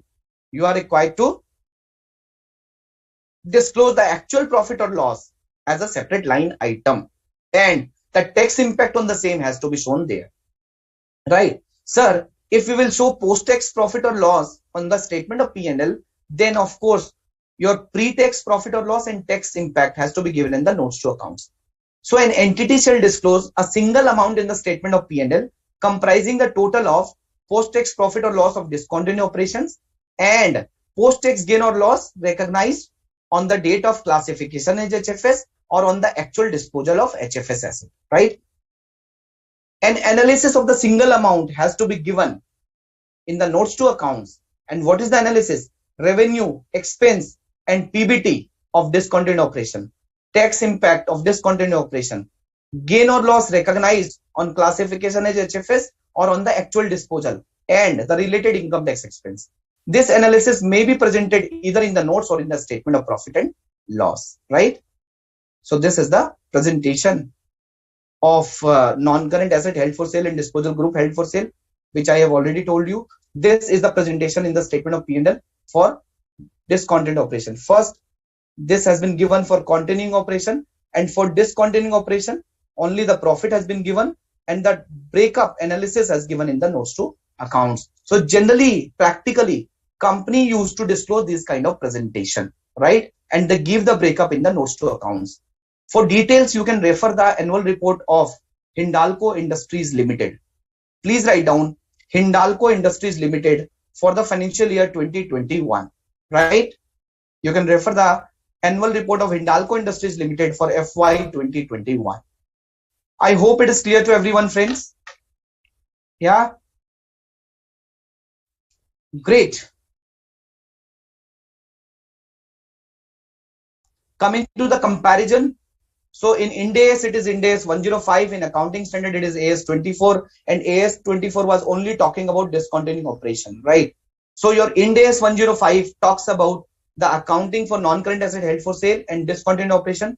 But AS 24 only talks about discontinued operation. It does not deal with the non-current asset held for sale. The non-current asset held for sale has been dealt in by AS 10 and AS 26.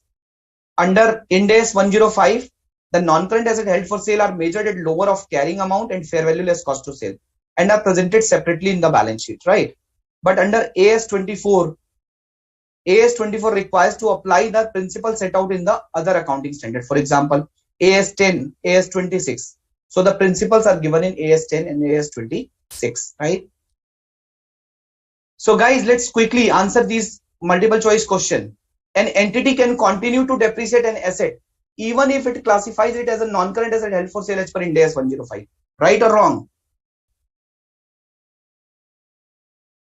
It is false, right? So the depreciation has to be stopped. Depreciation has to be stopped once the asset has been classified as held for sale.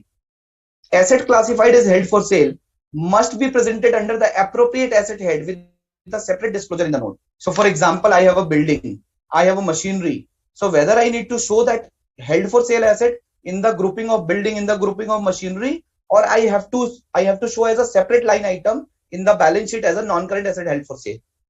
So it should not be under the appropriate asset head. It should be as per the separate category under current asset. So it is false. Under Ind AS 105, an entity is committed to distribute the asset. So we have understood the held for sale concept. So guys, if the entity is thinking of distributing this asset to its shareholder, then under Ind AS 105, instead of committed to sell, if it is committed to distribute the asset to the owners, so the asset must be, what condition needs to be satisfied? So earlier we have read that the criteria for held for sale must be met. But now the criteria for distribution must be met. So for the criteria of distribution, the asset is available for immediate distribution in the present condition, and the distribution is highly probable. Simple. So with the word sale, you need to replace with the distribution. But the distribution is, it is available for immediate distribution in present condition, and distribution must be highly probable, right? So first is the right answer. Question number 4. How to measure a non-current asset that ceases to be classified as held for sale? So it is talking about change in plan of sale of asset. Lower of carrying amount which would have been had the asset not been classified as held for sale, and recoverable amount. Lower of carrying amount on the date asset ceased to be classified as held for sale, and recoverable amount, right? Lower of carrying amount and fair value less cost to sale. Lower of carrying amount in the amount which would have been had the asset not been classified as held for sale. So guys, which is the right answer, 1 or 2, A or B? Lower of carrying amount on the date asset ceased to be classified as held for sale. No, that is not the carrying value on the date asset ceased to be classified as held for sale. Lower of carrying amount which would have been, right? It is not there in the balance sheet. You have to compute what amount would have been the carrying value if this asset never been classified as held for sale. So A is the right answer, right? So this is the thank you slide. So guys, today we have talked about, disposal group held for sale, a case study on non-current asset held for sale, and we have talked about change in plan of asset held for sale, and we have talked about discontinued operation as well. Let me know if you have any query relating to today's session or the day before yesterday's session in this particular standard Ind AS 105.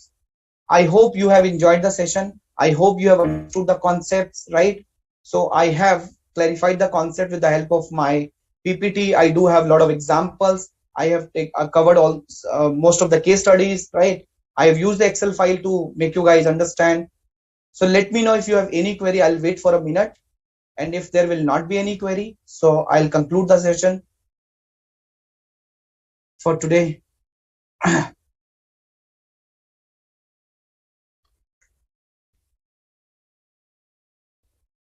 Yes, Megha, you are right. For a discontinued operation, there could be a disposal of asset or there could not be a disposal of asset, right? And both the presentation are allowed. So even in the statement of P&L, you can give the breakup. This is revenue from continuing operation, revenue from discontinued operation. Yes. And yes, even earnings per share are required to be disclosed. EPS from discontinued operation, EPS from continuing operation, and EPS from total operation, right? Right. Yes. Yes, Utkarsh. So non-current asset held for sale, you're right. ISPC and HP criteria, both criteria are must. Okay. And in case of a change of plan, yes, in case of a change of plan, you need to calculate the recoverable value, which is as per Ind AS 36, higher of fair value less cost to sell and value in use. Second, since again you are coming back to Ind AS 16 category or Ind AS 40 or 38 category, so you need to compute. You need to compute that what would have been the carrying value had this asset was always in Ind AS 16 category, right? Yes, Sheena, I'll take a session on Ind AS 37 on 18 and 21st. So this 37 will also be spread over 2 classes, right? So Sairam, I'll see that if I would be able to take this revision lectures. So let me see the study material 7.428. Let me look at the study material.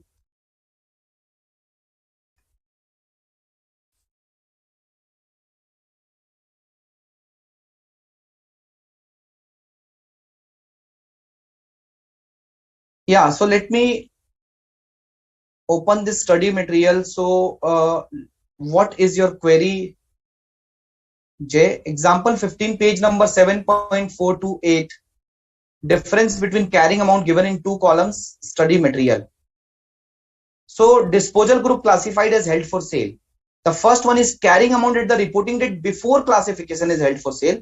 The carrying amount is remeasured immediately before classification is held for sale. So you remember my disposal group case study. So this first column talks about what is my carrying amount.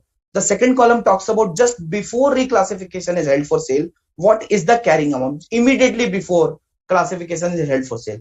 In my case study, you remember the value of PP and inventory got changed, right? Sheena, I have shared these things. I have shared the material with ICAI and ICAI will upload that material. Okay. So it will be uploaded today, right? So this 2 column is just like a column which I have shown you in my PPT, disposal group case study held for sale. This one, your carrying value as on 31st December, and the second one is remeasured, right? So these 2 columns are there in question number 15, right? So immediately, this one is carrying value. This is immediately before classification is held for sale.